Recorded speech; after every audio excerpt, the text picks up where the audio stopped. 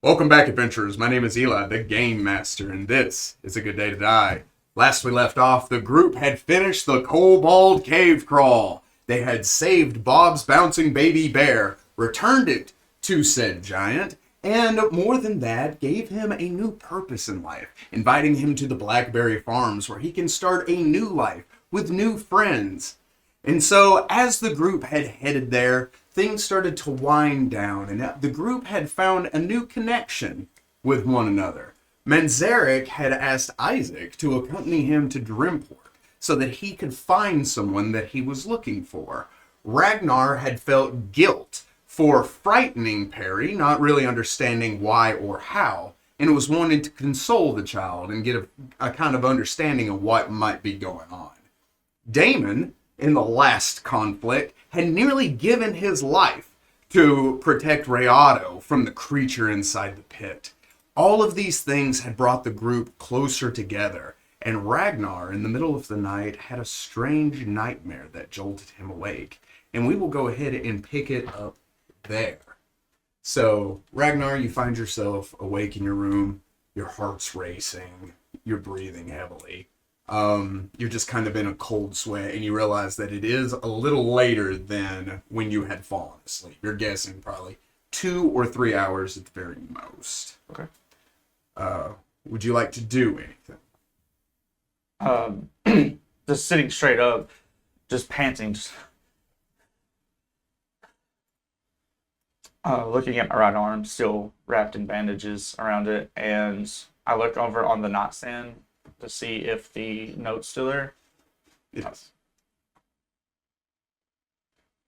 just kind of feeling, I guess, a little defeated a little bit, and just lay back down and go back to sleep.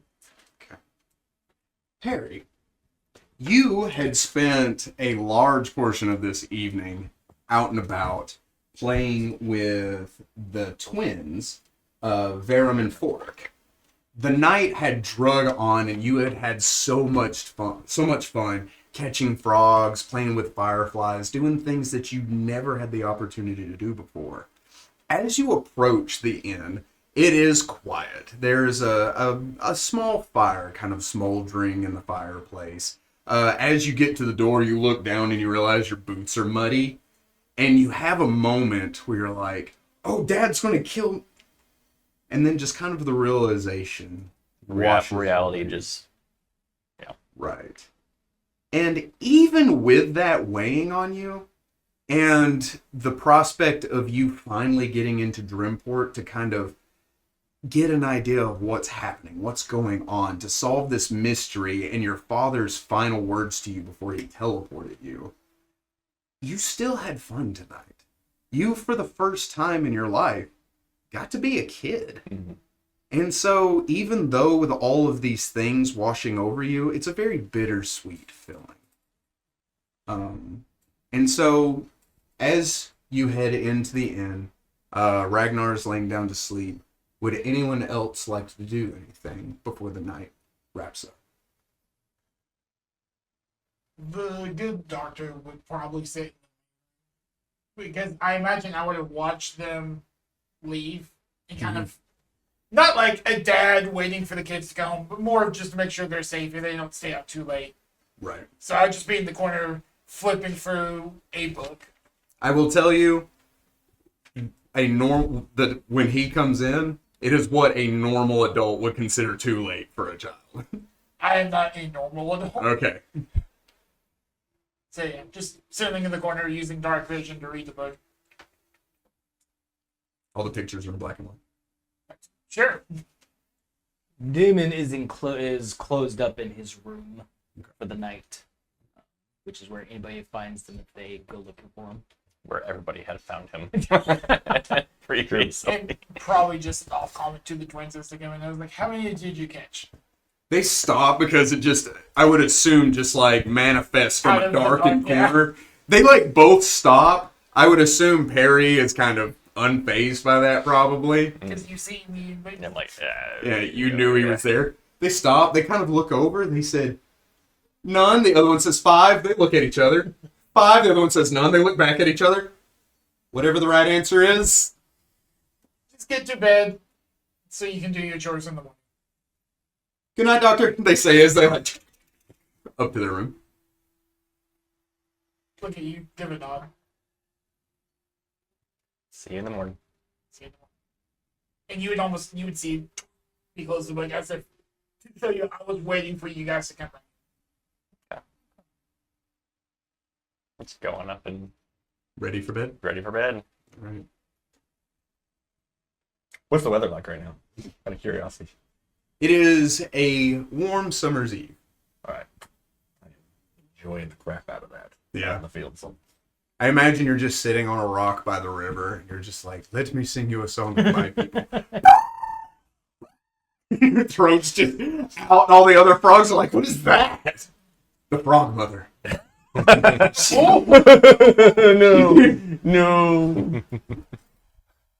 So the evening wears on, and as I stated before, Tamor seemed to had enjoyed himself a little too much the evening before, and you knew you were probably going to get a late start heading to Dremport the next morning.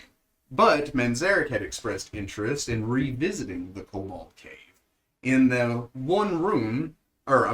one of the 2 chambers that you had not explored yet. So when the sun comes up, just kind of creeping over the horizon, you hear the rooster crow.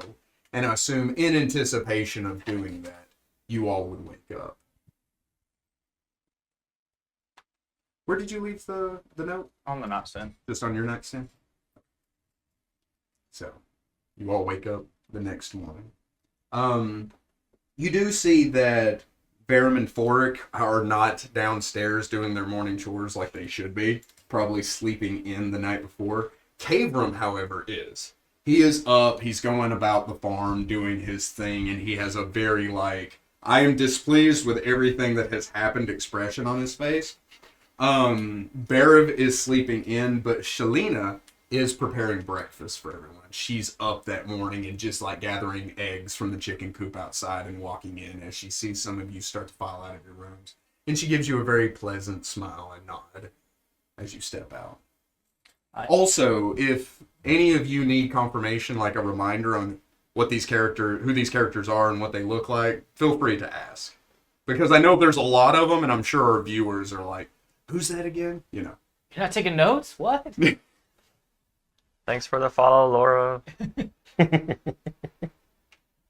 I am coming downstairs, and I am walking as if I'd had the first workout in a long time. I am very tender, walking. Ow. Oh. I haven't swung the sword like that in a while.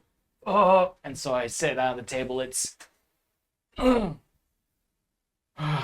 makes dad noises as he sits. Yeah, like that. In an almost opposite nature, I kind of sprightly slide down the railing and just... I'll give you a really...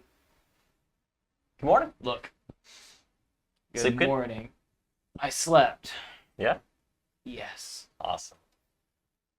I know combat's expensive for like a physical taxation, but you look like you did more than just the fighting yesterday. It's been a while since I've fought like that. Okay. Oh. What was the number, by the way? The what? I'm asking Perry this. Oh, the number? Yes. I think they had 5... 22? Like genuine, like, please. Like, good job. It was fun. It's a lot of fun. And I usually wake up probably just right before the sun, and I help Selena with the cooking and getting things hot and ready. All right. I come in from the outdoors. Yeah, no, Rayada's just falling. Footprints no longer leaving wet marks to the left. That's New. Shalina sets the eggs to the side, and you see Rayado like slowly stalking the table as he walks up, and he just kind of grabs an egg and he turns it, and then he puts it in his mouth and he does that as he swallows it whole. That was really good. Just like a raptor. That's like... Because of all of the... That's from the session for Rihanna. Eli just looks at lizards eating food and doing things. I think it was more like a pelican. Oh, pelicans are terrifying. They turn their neck inside out. That bothers me. They do that to cool down. That's weird. I saw that in San Diego for the first time, and it just casually was just standing there, and then it was like, and it like just threw its neck out and then back in. And it was like, and I was just like, Just learn to sweat. It's easier. Just learn to sweat. yeah. Where'd you hide your spaceship? I wish I could just casually turn my face inside out, but whatever. After waking up, I'll see, is the note still on the nightstand? Yes. I would. I just get up, leisurely taking it, just put it in my bag, and I get up and go downstairs. You see the group has, for the most part, already gathered in the meeting. I just get over there, like, cracking my knuckles in my neck, and it's just like, really expected it to be a little smoother than it was, but I didn't know them, so I didn't really know what to expect. When Damon sees that everybody's there at the table, he reaches back, pulls out a pouch, and kind of dumps all the coins on the table and says, "Here, I think it's like 10 per, something like that." Starts divvying up the loot. So everybody should I will get just lean over, 10 gold coins. take one coin. You take the other for 2 amongst each of or 2. Yes, yeah, 2 coins. Take the other 8. Divvy it amongst each of you. Okay, I'm not gonna argue. So everybody gets 12. Neat. No, is that Appreciate it. plus the 5? What 5? Well, for the journey, we're getting 5, right? Oh yeah, huh? No, that's different. That's separate. This is just the loot from the cave. Sure. That was It was should have been 12, I guess, per person. Or Because I promised payment. Basically, with that, I'm just like, you just take. I understand.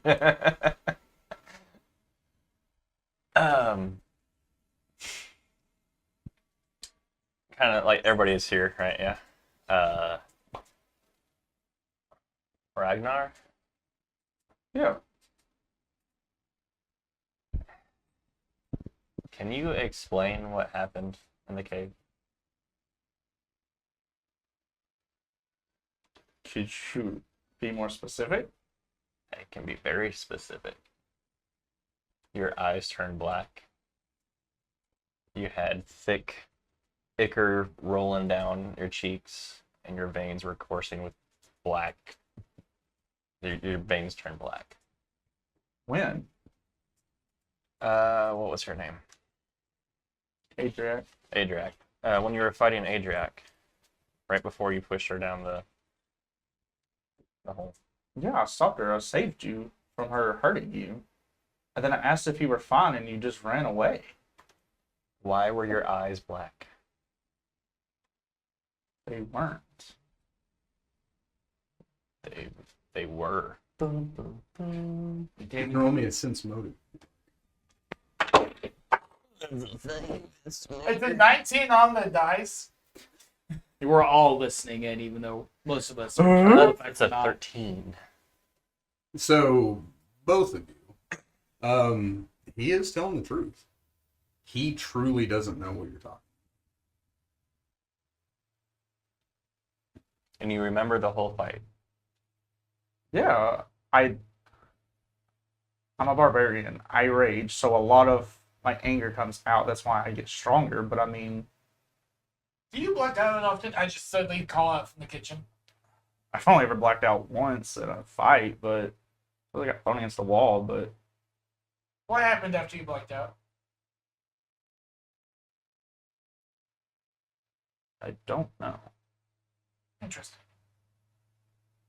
My memory's kind of hazy. That was probably a little over a week ago. As someone who doesn't remember their entire lifetime, I understand that completely. Yeah, it happened a little over a week ago. It's really hazy. Actually, that's why I asked you how long I've been here. I don't recall joining the caravan, and it's here.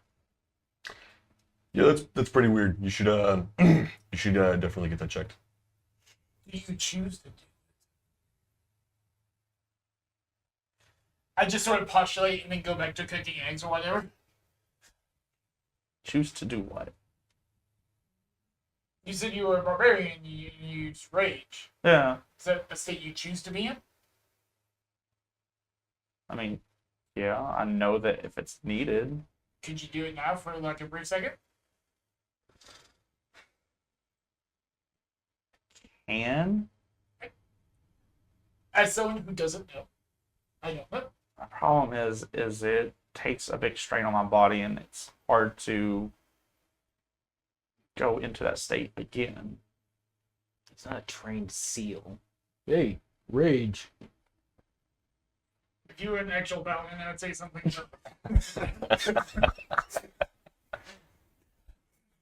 Well, That was kind of it's like you were a real pal. Damn. Now my feelings hurt. just the I don't know how I'm able to use and conjure this healing magic. I'm used to doing it in a much more physical manner. So, I just, I don't know. It's a curiosity point of mine. Just- I'll run the X. just in the future, if we get in another tussle, can we all agree to kind of watch Ragnar and make sure I'm not seeing things? So I also saw it. And speaking as me, not as Minzeric. Oh, Correct. I did see it when we were in the water. Oh, I would say as Dr. Isaac Tom. I've seen the effect as well. I'm clarifying. I did see it correct. You I'm saw it asking from this the for- side. You did not see it face to face, so you didn't really see it rolling out. I of was the my only one that Okay. saw it, eyes like dripping down, out but of you my did eyes. kind of like see some blackness coming out in my face. Okay, cool. Carry on. I'm like paying attention, but I'm like not saying anything. But yeah, I would say I have seen the effect as well. So you're saying two of you have seen blackness in Did my you eyes? rage in the matriarch's cavern? You went into that barbaric rage state. Yeah. Okay. I was intentionally trying to stop the ones that would probably cause us the most harm, which were the spellcasters in the back. You would see me reach over to a book, open it, write something out. Nerd. You're like I'm sorry. you're like that psychiatrist that nobody likes, where you're like, what does that mean?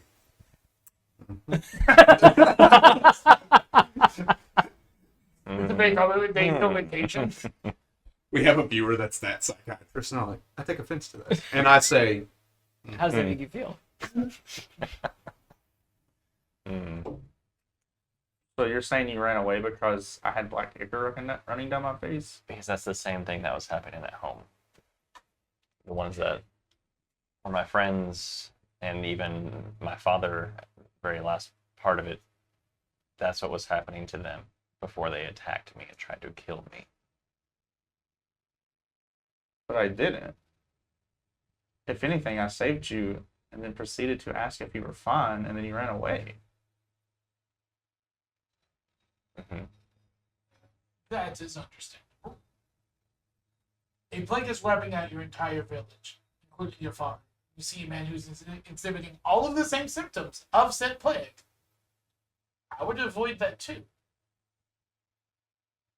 But if you were still aware of your surroundings and you're better now, that means there's a chance that it's not killing people. If it's the same thing, which it may very well not Or be. it could quack like a duck and walk like a duck but be a goose. We don't know. you would also recall that it took moments for it to take effect whenever someone was exposed to it. And with him, it's been on and off. So That's why I'm not convinced it's the same thing. Similar symptoms, I guess you could call it. It definitely evokes the same sort of So emotions because of the way it works. yeah. So Ragnar, if I know yesterday I was wary of you, and I'm still going to be a little bit, especially during battle. But I am curious now to see more of it, and learn. This is the first I've heard of anything like that. I've been around a lot of barbarians that you really just see their muscles pop out more. It's kind of the cliche of roid rage. We all know what steroids do here in Yeah, what is Pathfinder a steroid you're talking 3.5. I'm raging too much.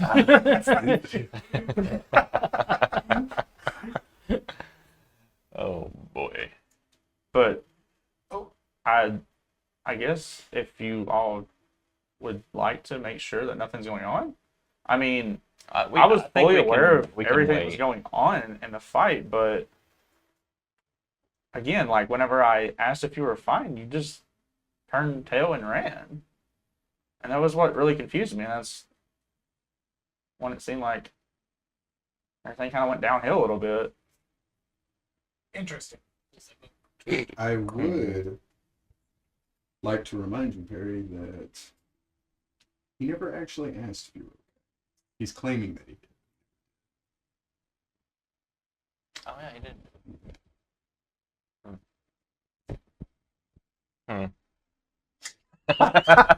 I didn't write that. Everybody's carrying notebooks now. I would I like feel to, like the wizard is the ultimate guy who can carry a notebook. I would like to say that breakfast is starting to get served, and you know that if you're going to do this cave exploration and make it back before the caravan leaves, you better go. I dive in the moment a plate's set in front of me. I feel an egg behind. So what are we doing? Are we You're exhausted. I'll manage it. Trust me, it's not the first time I What? felt this way. What's stopping us from just going to Dremport? Curiosity. Guess curiosity, trying to. On our own? No, I mean like with the caravan, just getting them up and going. Oh, well, we will go with the caravan for sure. Something that was making kobolds disappear. It's not necessarily something I would just hang out. And anything to do with that damn kobold, that blue one. We need to find out what he knows about Kava's death.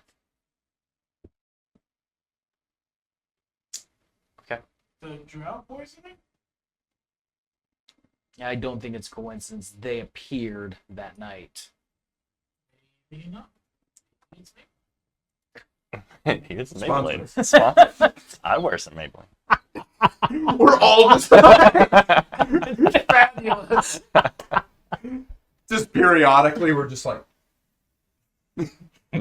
Duck face and all. It was the purse lips that got me.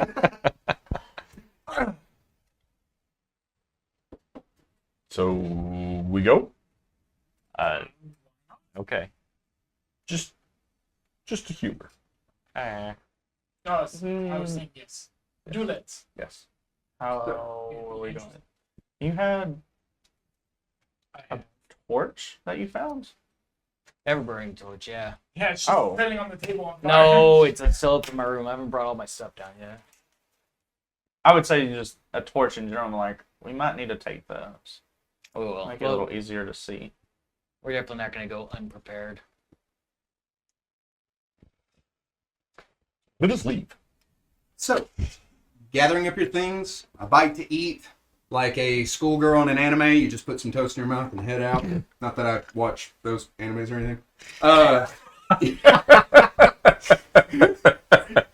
You head to Charles Ridge. When you get there, you very much approach the ridge with a new sense of confidence. It's a bright, beautiful day. There's still dew on the ground. The sun hasn't even kind of peeked over the horizon fully, and so there's still that cool morning feeling, air about everything. You head into Bob's cave. It still very much has a musky smell, like a giant's been chilling in there. And you get to the crevice in the rock, and you kind of like squeeze, making your way out through the tunnels. As you head in, to your right, you do see that there is the tunnel that leads into the opening where the kobolds were sorting mushrooms. Past that, you hear that same like brain-scratching cricket song that's just echoing through the cavern. So you know those guys are back. Unless you want to check any of that out, you continue down. I would like to see if Trig is still here. If you do take a moment to explore what I have affectionately called the Area 4, looking into that, you do see Trig is in there. He is setting up his wagon and everything, and you see that there is a cage in the back of his wagon that is flipped over horizontally, and a very, very upset Morlock just kind of dashing back and forth, reaching up, trying to grab at what he can. And you just see Trig kind of humming into himself as he's like, and he's just lashing it down to the wagon. And you also notice that he has a very, like, interesting collection of bioluminescent mushrooms that he's gathered, and some, like, odds and ends and knickknacks, like things that doesn't necessarily mean anything to you guys, but for a man that is trying to sell a left shoe, he has collected those things. He has also lashed down the 2 cages that the centipedes were in onto his wagon. All of this, the gob dogs are capable of pulling, but you know they're going to have a rough time with it, especially with Trig's kind of chubby goblin body riding on the back of it. So, you do see him in there kind of humming a tune to himself. I look at Manzuric. Round 2. Ready, fight? Are we fighting? Crickets. No, I'm not doing that again. No, that was so dangerous. Trig. He jumps as soon as you say his name. He turns, looks at you. You can't just sneak up on a guy. Apparently you can. You're not supposed to sneak up on a guy. He says, "Yes, go Shanks." I need a second. And this isn't kid. I need a second to process. Are you leaving for Dremport today? Oh, of course, yes. Much to sell, much to buy, much to trade. Did you find the centipedes? Partly, he says, squinting at you. You know what I didn't find? Oh, the crickets? Nuh-uh. Oh, you see, a giant spider came to attack us. I can show you where they're at if you'd like. You can bring me giant spider. We can do business. Uh, Need cage? He goes over to one of the centipede cages and begins to unlash it. not big enough. The spider? Fits through bars? That makes sense. I can show you where the spider is. And with you and your god dogs, you could. No. I'm a trader, not an adventurer. No fighting for trade.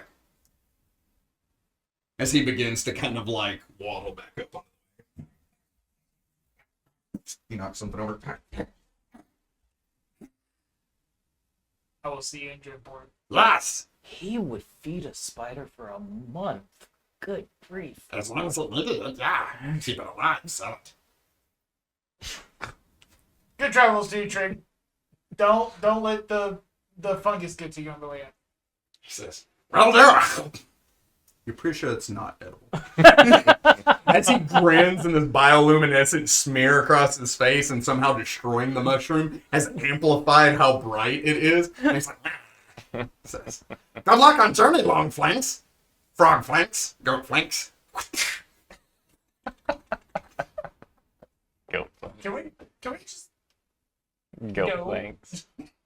So I'm right. Into the other room. Goat flanks. Delicious. do we murder or do Goat we just steaks. leave? Into the other room. Into the other room. Into You head into the area with. By the way, the bat's not there. Stealthily. oh yeah, Yeah, that's the thing. that's the thing, huh? You were I was able to curious. navigate the fungus crevice. No bat there to be seen. As if it didn't get fed and it was tired of waiting, and so it found a new home. You get to that same lake area. This time, going straight forward, you get on the raft, row to the other side. Makes that much easier. Heading to the crossway, and then you begin to head north. You head into that open cavern, and then you see on the far side of the open cavern that there are indeed stairs that descend down. However, these stairs are hewn into the stone, into the living rock, and they look masterfully done. They don't look like they were done by kobolds or some kind of ancient cave-dwelling creatures. No dull creature made these. With a knowledge spellcraft, what does everybody get taking 10 on spellcraft? Or you can Oh, roll. what about taking a 12? I can take a 10. That's fine. 17. With a 17, 18. 16. 20. Taking a 10. That makes sense. Yeah, yeah. It's kind of different. It's well, I have a lot of things. what'd you get? 17, 18, 20. 16. 16. Yeah, never mind then. None of you passed. Oh, Oh, Yeah, because spellcraft is 15 plus a double level spell, right? yes. Which is concerning. It makes it a level 3 plus. That's it. Yeah, no, it's not that. It could be the spell stone 15 shape. plus the level of the spell. Not Plus double. the level. Plus the level of the spell. Anyone who got higher than 18 would know that this was done by stone shape.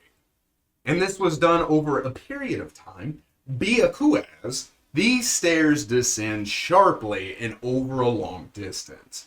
You begin to get this claustrophobic feel as you begin to head down. The smell of the dank stone just kind of seeping in through your senses. The sound of crickets disappearing far behind you and that dripping noise long since forgotten as you go deeper and deeper into this cavern.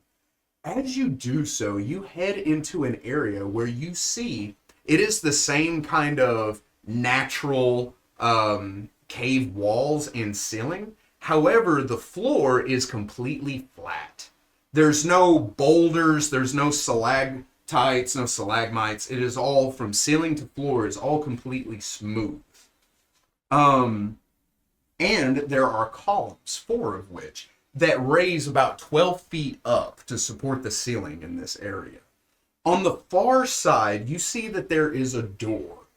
This door has no handle or hinges that you can see. And the only thing that lets you know that it is indeed a door are the creases on the bottom, the sides, and the top that make the large rectangle. This door standing about 8 feet tall and about 4 feet wide. On the front of this door, you do see that there are glyphs or arcane runes that have been carved into it. They give it a kind of a circle pattern. Something else, whenever you see this door, that assaults your senses is that saccharine sweet smell of decay. Something in this chamber, whether it was, you don't think recently because it's not that aggressive, but it does still linger with the moisture and just the seclusion of being so deep underground that something has indeed died here. I would like the group to roll me a perception check. Oh boy, with advantage. Oh boy!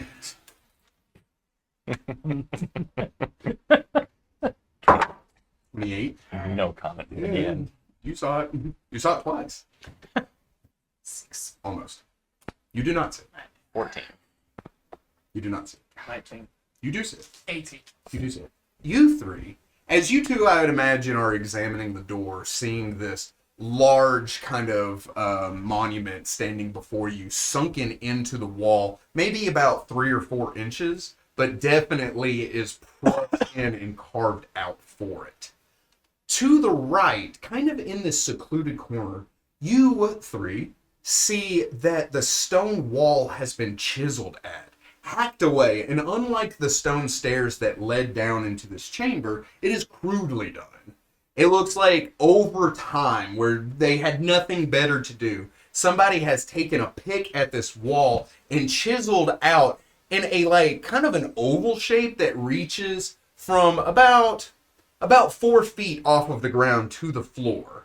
And this oval shape narrows in to a hole about big enough for a grown man to stick his arm through, but nothing else.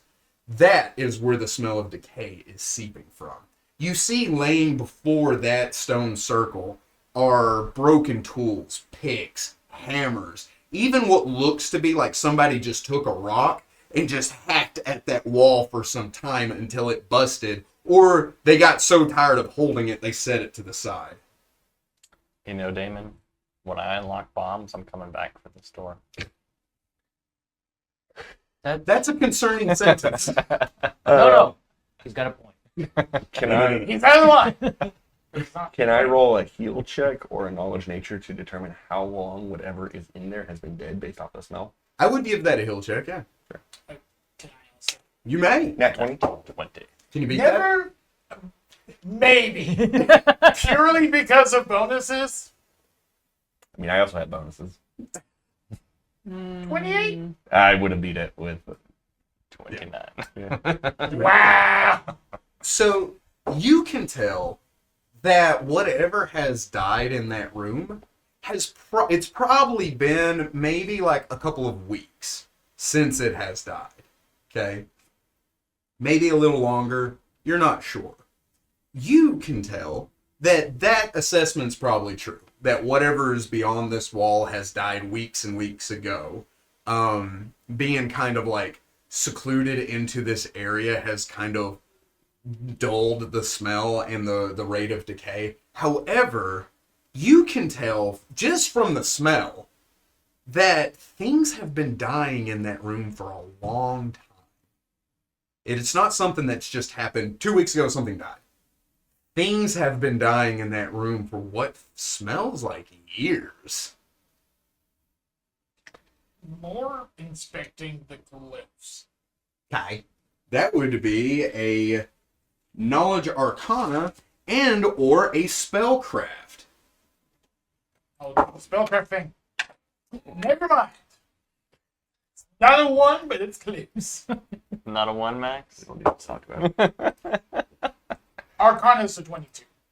Not a You roll 1, a Max? Talk about Did it. you roll a 2? What were you rolling? I rolled for, a Max? 2. Oh, that's One, fine. Oh, two, crap. three. So it doesn't really matter. But Arcana I rolled much higher. Natural 1. Tattletaling over here. What with the one? You rolled a 1. Okay, I'll roll 1 next. Karma. That tried- was immediately after your I 20, tried- wasn't it? Okay. I tried to Karma Amos into a 1 and he rolled 20. It's an anti-karma. I'm just so helpful. Karma. It's because you said he wasn't a Amrak. paladin. What did you roll and what did you get? Knowledge Arcana, Spellcraft was a 9, but Knowledge Arcana was a 22. With a 22, not only does this, as you're looking at this, you can tell that this is a thing. Oh, sorry, I was looking at the wrong thing. Facts. I was indeed looking at the wrong thing. This is a conjuration spell. You do know that these glyphs have something to do with conjuration. But more so than that, this very specific arcane glyph is ancient. Thousands of years old, probably. But it looks familiar. Looking at it, you feel like you've seen these type of glyphs before. And it almost is natural to you to look at it and be like, I don't know specifically what this does, but this feels familiar, and not in a happy way. Oh, for nothing that familiar is not happy. Would I know how to activate it? Real quick, did anybody else roll spellcraft? I can if I see that they're. Do you bring attention to it? Or? Well, I was gonna let. I mean, I rolled a 1. He rolled a 1, so I was nat gonna one? let that. Yeah. Oh, wonderful. So, yay, I get to ad-lib. So, with a nat 1, you would know that this is Spellcraft. Spellcraft. Just to Yeah, confirm. yeah. Okay. with a spellcraft nat 1, you would identify this as a magical effect of an aura of happiness. You would know that anyone that touches this door is given this kind of aura of calm emotions that lasts for 1d4 hours. And this is just something that you can't understand. Why not touch it? So, I like how he's hearing these voices and the camera pans out and it's just Ragnar and Perry. Touch it. Touch it. Like in his ear. Who is the most depressed person in the party? Probably. Either the child who's Harry? coming I was thinking Isaac. or the guy who is scarred to no belief. I'm just gonna like slap you on the back, like it's your lucky day, my friend. This is a gift from the gods. It's a gift of happiness. The door that conjures some being into this room. That is absolutely not. And that's what I said. For spellcraft, be a 26. Was that better than yours or no?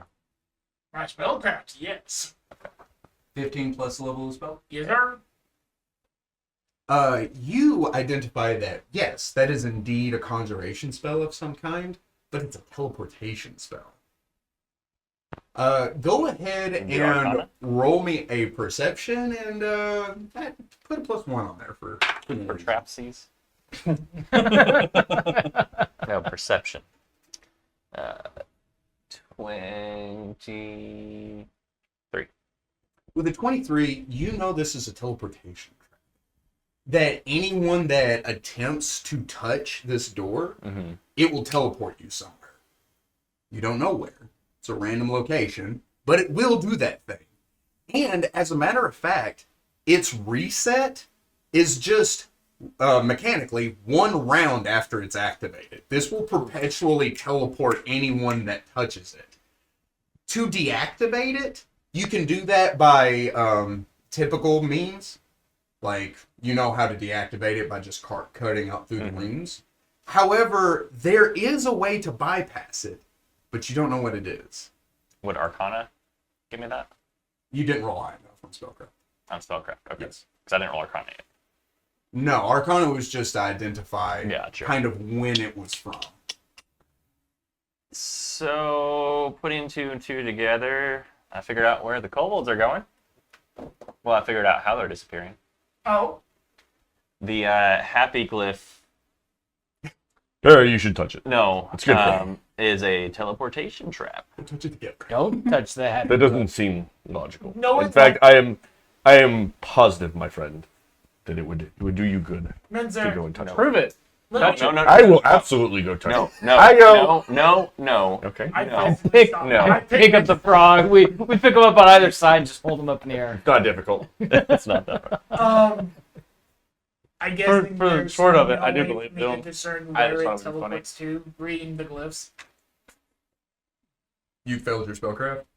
Mhm. Oh, even if you passed your spellcraft, no. That's knowledge only to whomsoever. How far away are y'all holding me from it? Oh, at least 5 feet. Yeah, you're a ways. At least 10 feet. Your tongue comes out. No. Wait, He's got a new feet. Don't use it.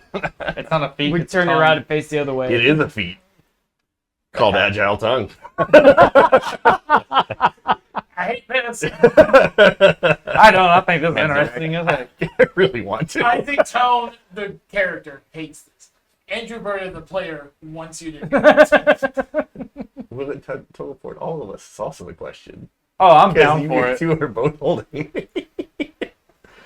Manzarek, I assure you that this is a teleportation trap. It's a teleportation trap from at least 1,000 years, and that's being buried. Ooh, you know what that? Nonsense. You know what that means, right? Don't. I'm not. It No. is a very ancient language, I see. It is from the times before the. I'm a sense motive on you two. Okay, don't roll a 1. You're good. It's so close. I see it over here. The 23. 23. I'm being the most serious I've been in a while. Okay. But Please don't touch it. if we're missing out on an opportunity, don't blame me. Can I ready an action to drop him the moment I see a sun wave? You've never seen me do this. I don't think it'd be hard to figure out. Yeah, when I feel like you'd be lining up your face. It's like, yeah, that's good. he does his best Yoshi. I'd be so impersonation. quick. If I was holding 2 feet tall. if I was holding a 24-inch frog and it opened its mouth, I'd be like, "Oh, this is going to be gross." No, it'd be so fast. It'd just be like, bam. Be like cat-like reflexes. Just Terrifying. It'd be like Jar Jar Binks, only cool. So is this the only thing in Yeah. this room, this door? I bought a or Jar that Jar section? Binks. Are you pop today at saying- Walmart. Are you saying it'd be a literal tongue punch? Do what? What? You heard him. I didn't actually, and I don't know if I want to. Backing up a couple of seconds. The more concerning feature is that the blue kobold didn't go into the other side. Well, it looked like he's trying to. Does it look like he's trying to go around it? Through it? The hole? Yeah. Do you look into the hole? I would. Was Yeah. the hole trapped? I don't know. Yeah. Looking into the hole, you see an area that is 5 by 5. It's a relatively small cavity in this wall, and it is piled with bones that vary from races and different stages of decay. There's probably dozens of creatures that were somehow found their way into this cavity and slowly starved to death. Do I see a loot? A loot? Yeah. Like a loot? Yeah. You see no loot. I mean, loot the loot. Is there any loot? How big was the hole again? Big enough for a grown man's arm to slide into. Is it big enough for a 2-foot frog to squeeze through? He only has to fit his tongue in. The rest of it is... I would say yeah. Do you squeeze? Are we fishing with the frog again? We always fish with the frog. It's the best I bait. don't want to see if y'all pull. Like, I feel like I would pull. I would break my back. And I don't want that to Get happen. him! Boom, boom. Jeez. Quick, grab our tongues! Oh, God. I know it's going to do it. Um, I don't know what you want me to do. It keeps going. Y'all want me to crawl in? If you want Do you to, have the desire to do Is- that? Kind of do, Can but the- like it never turns out well for me. There's always this one chance. It's never worked out for me. I Ever. kind of look through and I bring the ever-burning torch closer to it. Does that illuminate any further It does, into yes. the room? You see the same thing. Same thing, just all the way across. Okay. Are there any items like in there? Peering into the room, at first you don't see them, but as the ever-burning torch illuminates and colorizes the room for you, you do see the sparkling of different metals inside there. Oh, cool. Hey, mage hand, can I like drag things out? You may. Like So, shiny things? So, as the rest of you are kind of looking at the story and kind of figuring it out, I would say this in total would take you about 5 minutes to sift and sort with Mage Hand, reconjuring it and kind of moving things around. In total, you had sifted through the bones and you had found 25 gold pieces, or the equivalent of 25 Correct. gold pieces in loose coins scattered about therein. You found a golden tooth that is worth 1 gold piece. Okay. You found several weapons, but it seems over time they have become decayed. So and they weren't useless. masterwork or anything No. like that. Okay. However, there is a scimitar in there. The blade long since has rusted away, but the handle and the jewels that have been encrusted into it, encrusted, adorned therein, Bedazzled. bedoozled, is worth 50 gold pieces, with the golden handle and the jewels as well. It is much as piece of art as it is valuable just treasure in its raw state. Okay. So I do have appraise as a skill. So I would kind of divvy up the loose coins, so five more gold of value, and I'll just stash this handle until we can find a use for it, I guess. Also, ew. Yeah, gross. Do you see any movement in there at all? Oh yeah, the bones are just sifting through them. Them bones, them Yeah, I was hoping something would come out. He's good. You also see scratch marks on the wall. That's dark. Oh, it's not. He's got a torch in there now. It's emotionally dark. That's morbid. That's macabre. That's grim. That's gruesome. Not Bob. Gross. It's not Bob. That's not Bob. Just go it's bad. Just cover the hole. We probably should. We're not. Neat. We should. Would I know that teleportation glyph needs? Does it need contact with like a human part, or would slashing with a weapon activate it?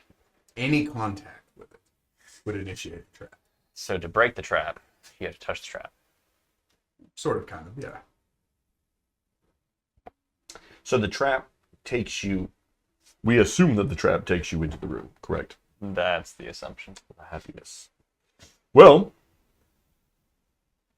if you could squeeze through the hole one way, you could squeeze through the other way. In theory. in theory.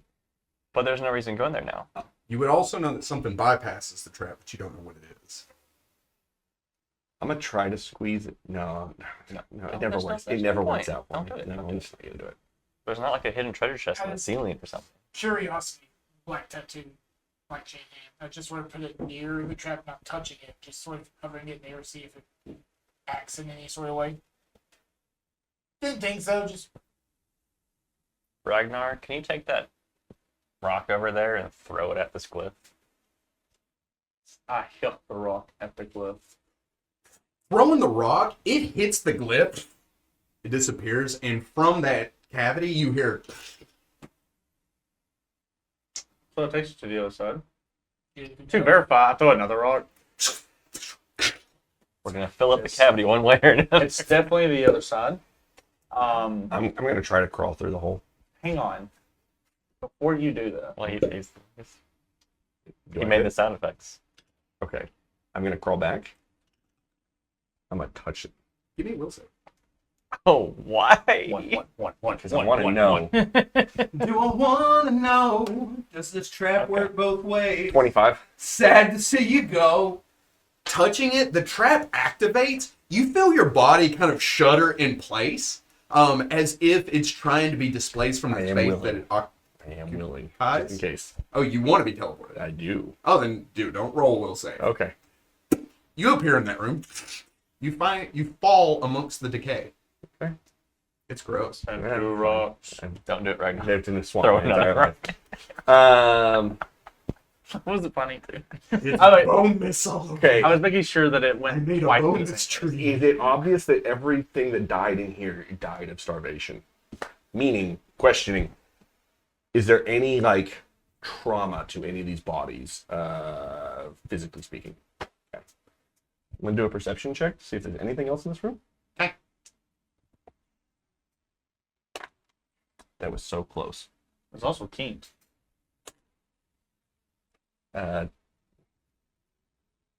24. You can tell. I'm just going to crawl out then. Oh, that was scary. That was gross. Why'd you make me do that? No one. Was there nothing over there? Did you find happiness? No, there was no happiness. Look. Thank you for asking. It means a lot to me. So as to not metagame, would I know that teleportation sometimes has a chance to misfire and teleport you into a different location? Typically, yes.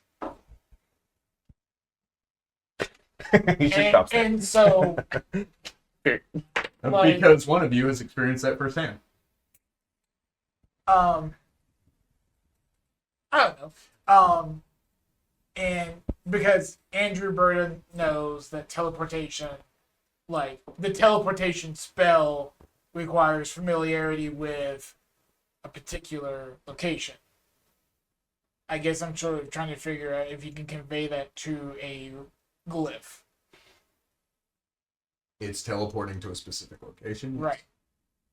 Because I know, like, depending on how familiar with it, it changes the percent chance of that failure. Right. You're saying, does it matter depending upon the person that activates it? They could No. also see it as they're creating it because it was right there. Right. Sure. And Okay. trying to not. To give you kind of like a metagaming sense, there was nothing in that corner. They fixed the trap to teleport to that corner, and then once it started working as they intended, they stone shaped it off. For whatever reason, my brain thought that this whole thing was just behind the door. No. I fully understand now. Okay. Okay. So the door. I had door, chamber behind door, hole right next to chamber that could see into the door. Yeah. That's the I way I felt feel about like it. I feel like there has to be something more to this room than the door. Said there are 2 columns in there. 4. 4. Is there anything written? Any carvings on the columns? They're simply to support. I'm gonna inspect the walls to make sure there's nothing wrong with them. Two. Check out the door for traps. It's trapped. Is the door with the glyph on it? To clarify. Done that one. I thought it was 2 separate things. No. I don't. You're doing fine. We're all not. We're- So wait, okay. Yeah, ask questions for clarification. Because this is in my mind. I can see it. You can't. I go to open the door. Roll me a will save. Yeah. Now that I know that I can get through, 23. So it begins to displace you, but you're able to focus and keep yourself there. In that moment, when you overcome this magic, you get the sense that at one time it was much stronger. As if the magics over the eons have begun to wane.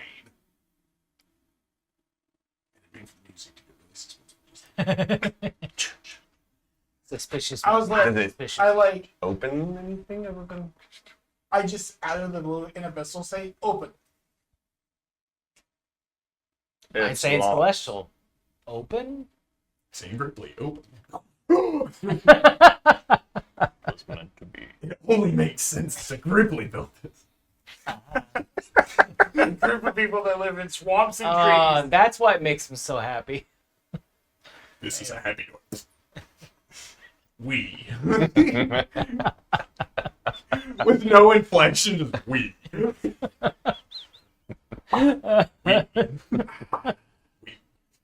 Here's the thing. This door is familiar to me. I recognize it from the before. Is it a door, You though? It has recognize- none of the properties of a door, other than being shaped like a door. You It has recognize no the glip? handle. It has no hinges. It has no Yes. window. It has no mail slot. The only thing is it's shaped like a door. It's just a rectangle. Sure. It is a door in the sense that it takes you from one place to another. It's A steep That's slide deep can for do a that kid. too. Gotta admit.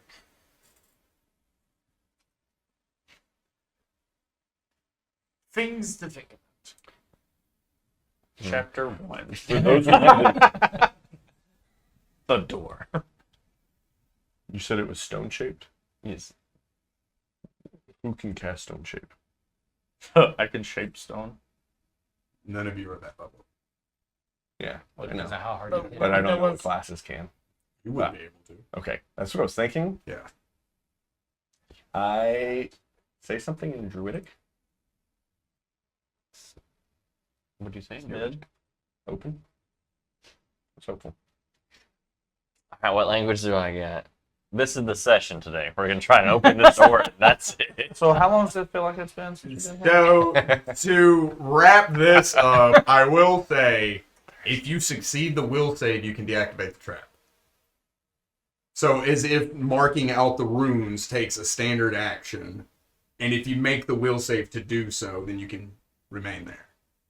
Yeah, I don't try that. Okay. I don't have the will. But By I the way. do. And we know you can get out of the Yeah. Yeah, but you'd still need to roll disable device. No, and I definitely can't do that. Can I assist him with that? Just coach him through it. Yeah. Does that have to Well, be disabled? Could he really mechanically There is something that negates it, but you don't know what it is. mechanically speaking? Could he ready an action to disable device the moment he's triggered the trap because we know it has a The brick- cooldown? Yeah. I'll allow that. Because we know he can get out of the trap room. Are you willing to try I that? put that in. Instead, I rip out a page of my notebook and say, "Do not touch" in common, and set it beside the door. Beside the door, not on the door. Let's try that again. There. Can we go to Dremport now? I am with him on this. If you'll give me a brief second, and can I record the sequence of runes Mhm. in my book? He goes to etch Disappears. it. I did not think this. Which I would have to go to like 3/4 of the book because it seems like there's a bunch of writing just in the middle of the book, but at 3/4. From all his judgments. Because it would almost look like a wizard. Indubitably. Alright. Yeah. Mhm. We head back out. Wonderful. Wonderful. Are there any Yeah, other rooms yeah. that we have not We seen? will be Yes. coming back to this The fight spider room. eventually. Okay, so no. We can make it our We will make it our lair. We- Once somebody can cast prestidigitation and clean this place up. We have somebody that can catch Can you do that right now? I mean, I don't have prepared, but I could. Cool. you prepare Tomorrow. the entrance. You know that we got that. We're gonna clean Yeah. up that kobold. You can only have so many per day prepared. Not for cantrips. Because it was Yes. hard. Yes, for cantrips. I know all the cantrips, but I can't have all of them Sorcerers. prepared. I've never played a wizard.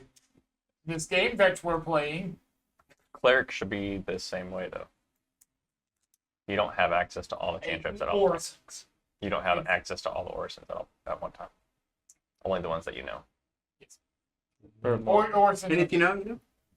they are distinctly. The more you know. We know. Let's go. Let's go. Excellent. If you want it, you can Leave have this it. place. What a wonderful way to spend the first hour of gameplay. We're coming back here, by the way. Yes. Someday. No. Yeah. Tomorrow. Okay. Every week. It was how we're gonna start every session. It's cute that you think that. So, I'm just going to throw We need to those slay that. notes away. We need to slay that dragon. But we gotta go back to the rooms. There's gonna be something important in there. Something major. Say, oh, there was something important in there. You're in there. Oh.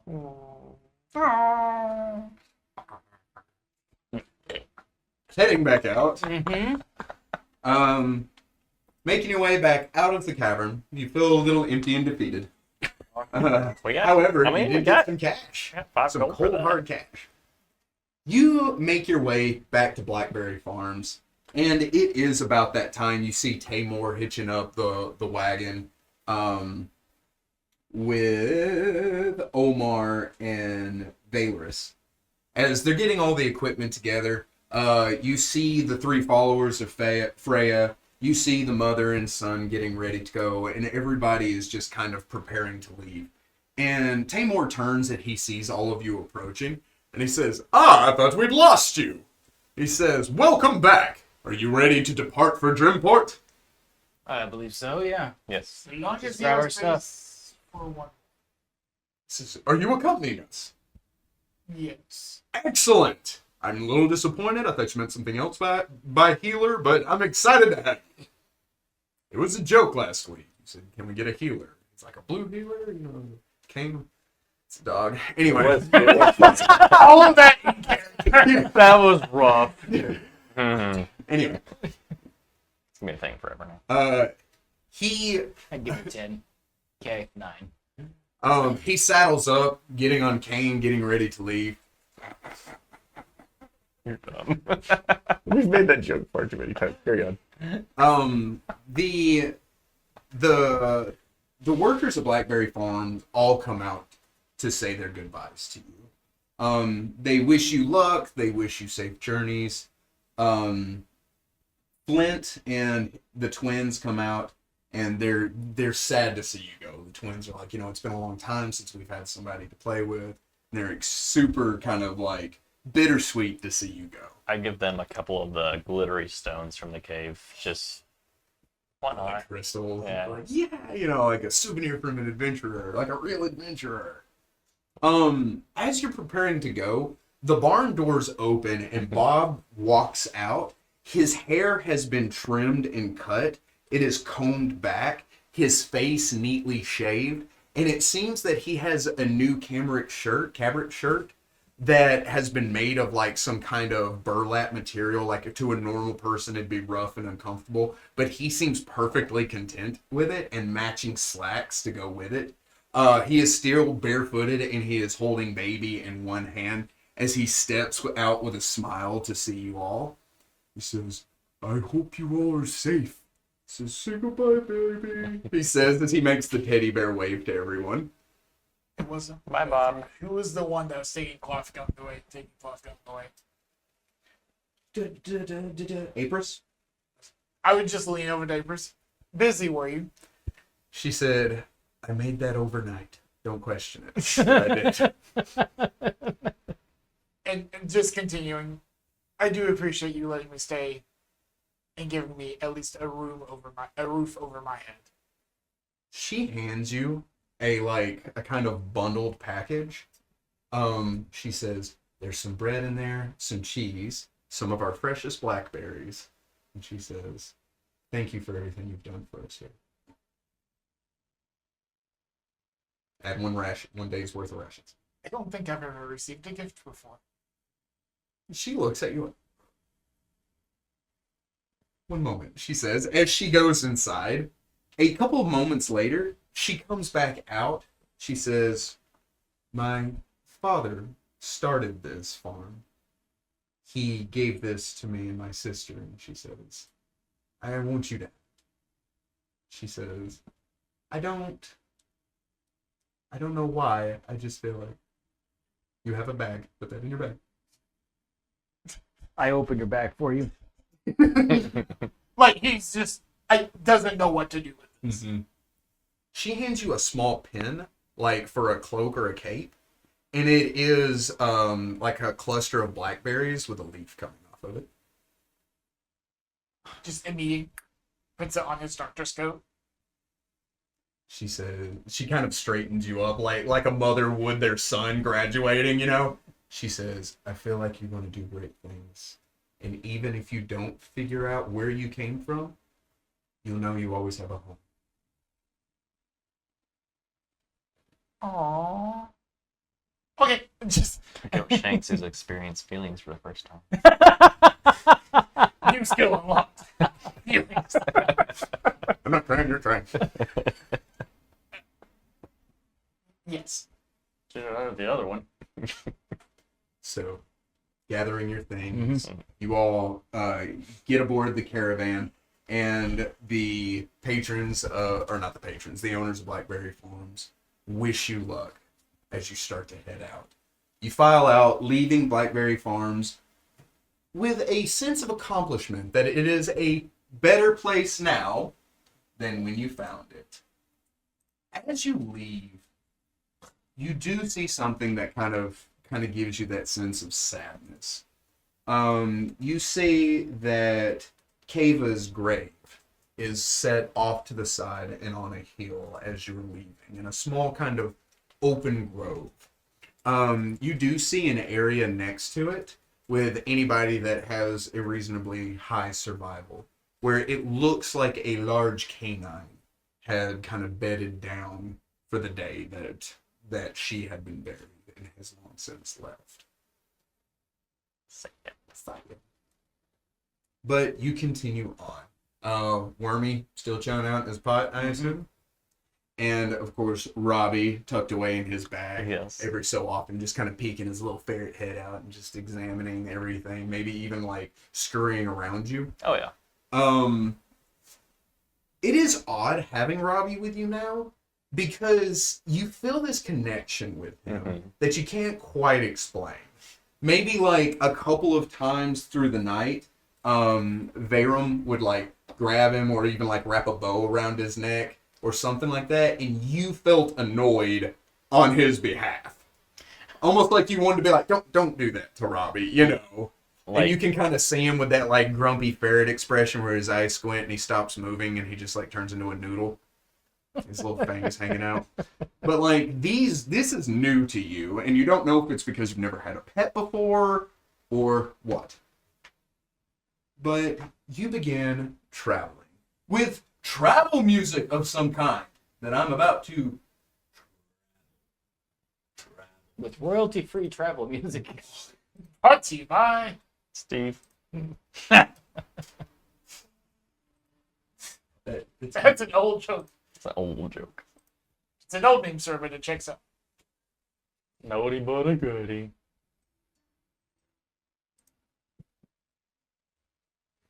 delicious. Nope, you hush. Pick a different song. There's only 2 tracks on this one. I only Ooh, bought the let the 2-track dogs loop. I had to pay more for the 5-track. So like the Don't worry, it comes back around. Family Guy Blue Harvest when they're playing the Cantina band. Play that same song again. Okay. It's like Donkey from, is it Shrek 3 or whatever? 7. Yeah, where like he's singing and the witches like whip him and he like sings a different song and they like whip him again. He keeps changing the song he's singing. As the caravan continues, you travel for the better part of that day. The sun begins to set, and you all start to have a feeling that you've kind of missed your window to get there before night, and you're kind of thinking, we're going to have to camp again. And you're just kind of like, after sleeping in a bed and having good food, you kind of like spoiled yourself for the night, and now you're like, we got to bust out the tents again. However, Damon, you know you're close. You know you'll get there before night. You head up this kind of wagon trail. The trees become a little more scarce as you go up. You see that there are fewer and fewer large stones that had decorated the ridges, just like you had near Blackberry Farms. But you top this hill that looks out over the shoreline. When you do so, the shoreline is still quite some distance away, but you can smell that salty breeze rolling over everything. And it truly is a sight to behold as you look out over the capital city of Dremport. Dremport, in its setting, in its kind of geological location, is an advantageous one, because the shoreline here is mostly decorated with boulders and sharp cliffs, descending out and giving way into a beach line that opens up into a gulf. So this gulf only has the shoreline on the inside of it, where on the outside of it, it looks inaccessible. There's no way to get like a real ship to dock and for people to unload from anywhere other than that gulf. However, when I say gulf, it is large enough for an armada of ships to sit comfortably therein, even with the 3 islands that dot the inside of it. The city proper, what you would call the main heart of Dremport, is on that same shoreline, everywhere from where it crescents out all the way back to beneath you as you look down from your hillside. There's not a ton of buildings or farms or things like that on the outskirts of it, where in most normal cities or villages there would be. Here, it seems like farming seems to be something that people do more to sustain themselves than for a job. So there's no like vast fields or farmlands or anything like that. It seems like the main focus of everything that is Dremport takes place on the shoreline. There are some large buildings, some what look to be like maybe a coliseum or even like a theater, as you kind of give a cursory glance of the city proper. But the largest buildings, you notice, are situated on the 3 islands. These 3 islands, almost like their own satellite cities that rest inside the bay. And I am going to go ahead and describe these to everyone, kind of what you see and what it means, because Damon is familiar with all of these. He has seen all of this before, and he does know what they mean. So any questions that may be asked to him, these are just things that any citizen of Dremport would know, or any learned person of the surrounding cities where they grew up would know. So the island that is closest to the shoreline, inside of this gulf, hugged within this gulf, is the island of Courage. The island of Courage is the smallest of the 3 islands. And this one, the elevation is not very high, but it is the flattest of the 3 islands, the easiest to build on. And the highest structure therein is the statue of Arady. Arady stands with a woolen cloak dropped down over her shoulders that drop to her feet.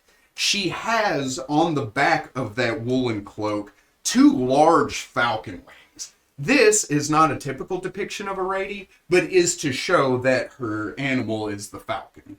Arady herself is not typically depicted with having angel-like wings. She does, however, hold aloft a bastard sword with her left fist clutched and a look of determination on her face, as if a general sending a group of soldiers into battle. All around her on this island are small training areas, including the port. You see there in the port, organized, not just like normal docks and ports for trade ships to come in. This is a military set armada that is docked on at least half of this island. The other half seems to be composed of more of like training facilities, barracks, guard shacks, things like that. Excuse me. But Damon, you would know that the base of that statue is a temple. That the statue of Arady herself is kind of the point or the capstone of a much larger temple that makes up almost the heart of that island, even going down deep inside of it. And this is where the Justicars live and train. The Justicars being the paladin of Arady and one of the most dependable guard forces of the city of Dremport. The second island is the second largest island, the one that sits kind of in the middle, but set off to the left. As with the first two islands, they are lined up with each other, but the middle one is set off to one side, slightly askew. And you would know that this is the island of knowledge. This island has what looks to be Roman architecture with pillars and these porcelain buildings, these porcelain white buildings, not just porcelain, these toilets. These porcelain white buildings, these ivory buildings, just kind of decorating the entirety of this island. These are libraries. All of them are libraries, and something that you would know that the color of these cliffs are natural colors. These are natural white stone, and everything has been carved into them. These libraries and everything, making this kind of island a living entity in itself, sort of, where the living stone had been hewn into and these libraries had been placed therein. In the center of this building, however, is the only exception, which is a tower that raises up several stories to a pinnacle with a large telescope sticking out of the top of it. Anyone with any kind of knowledge in Arcana would know that this is a wizard's tower. This is a place of learning and a place to practice magic, where anybody can reach out and get closer to the stars in the firmament, as well as the ground beneath them and the ocean around them, to kind of harness all of the elements at their disposal to practice and learn new and more unique magics.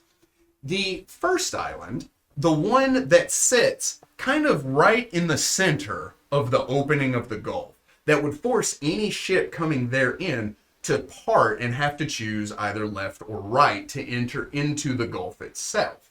This is the Island of Power. The Island of Power is where all of the most powerful people in Dremport do business or even live. The Island of Power is adorned with towering buildings, opulent structures, and even a cobblestone roadway that you can see from where you are. This is in the distance. This is way out there, as far as possible from you. And these roads seem to kind of spiderweb with an organized chaos that wraps the entirety of this island. You do see these same structures, those beautiful structures adorn it, but what really sticks out is this, elevation-wise, is not only the largest island, but is the tallest island. In the center of this island, standing on top of a mountain, is a statue that stands nearly, you would think, 50 to 80 feet tall. 50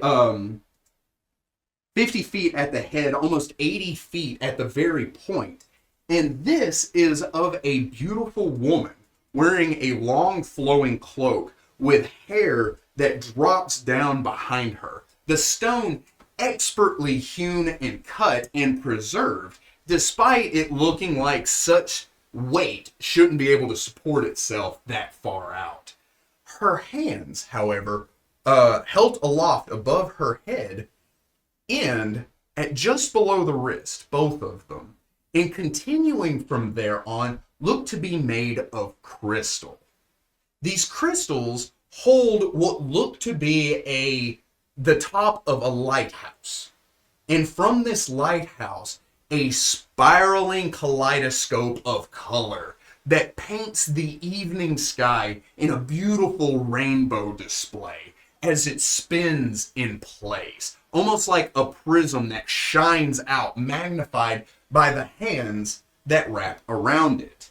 This is the statue of Asvera Dramora, the patron of Dremport. The history of Esvera Dremora, is during the War of the Five Kings that happened some couple hundred years ago. Esvera was a powerful spellcaster and the daughter of one of the kings. As a princess, she was kidnapped by one of the warring kings. Taking her into captivity, they knew she was too powerful to be kept whole, and they also wanted to bargain with her father to allow his borders open for them to invade his lands. So what the opposing king had done was he had severed her hands at the wrist, sending them to her father. Her father, grief-stricken and loving his daughter more than his own kingdom, allowed his borders open. This area to Dremport being the most tactfully advantageous place for this kingdom to flood in and take over.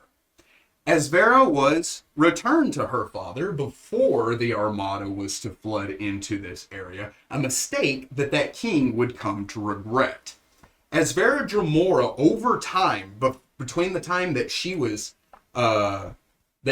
maimed and the time that this armada had flooded into her father's kingdom, had learned to spellcast without somatic components, had learned to use her magic without gesturing at all. And so as this armada flooded into the opening of Dremport itself, she stood on its shoreline and with her magics conjured a storm that washed over the armada and bashed its ships into the sides of the cliffs that decorate the three island and the shorelines outside thereof. And because she single-handedly sunk an entire armada within the Gulf of Dremport, it became known as the Golden Shores, where for the next couple hundred years, people flooded to Dremport to kind of explore the stones or even dive into its depths to retrieve any sunken treasure that may be there. And a large portion of Dremport itself is decorated by the long driftwood destroyed hulls of the enemy ships that had been bashed there. So it's no rare thing to go through the city and see a building that has been carved into the side of a ship that had been tossed and careened onto the shore. What was the name of the opposing country? Evil King number 1. Okay. Yes. That kingdom has long since fallen and no longer exists. His kingdom being divvied up amongst other people. I can make up a name. That's fine. It's been forgotten in history because they're losers. Yeah, man. Yeah, nobody remembers losers. Yeah. Oh, hell, the king. Persians. No, I'm just kidding. Whoa. There are 300 Spartans and 1,000 Athenians. I would like to say something about that. Anyway. Was that too much? I'm sorry. As long as we don't clip just that part. Oh, it's clipped. It's No, it's already done. My Frank Miller history is offended. Our video's canceled. Man, we Just got that a part new out viewer. because I've dropped way too much lore for it to be ruined now. The only thing left that is a spectacular sight, with the exception of those three islands, are two forts that sit on the mouth of the bay. These forts looking outward towards the ocean, for anyone that would be coming in, would be attacked on three fronts. The middle island and those two forts that sit on either side. This is the city of Dremport. Three islands. Three And islands, a the harbor. city that sits on the shoreline, Yeah. and that wraps the Gulf in its entirety. And in a small way, all the boats that lie on the bottom of the sea.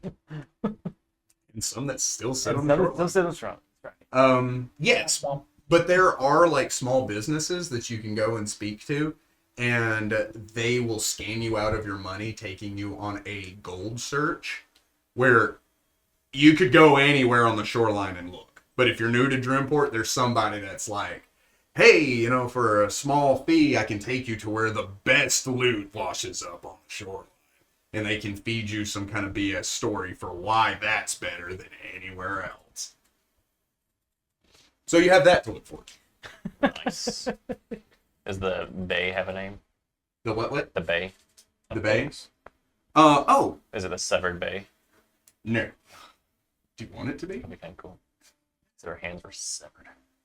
Oh, so speaking of that, this is known as the Bay of Light, or the City of Color, because because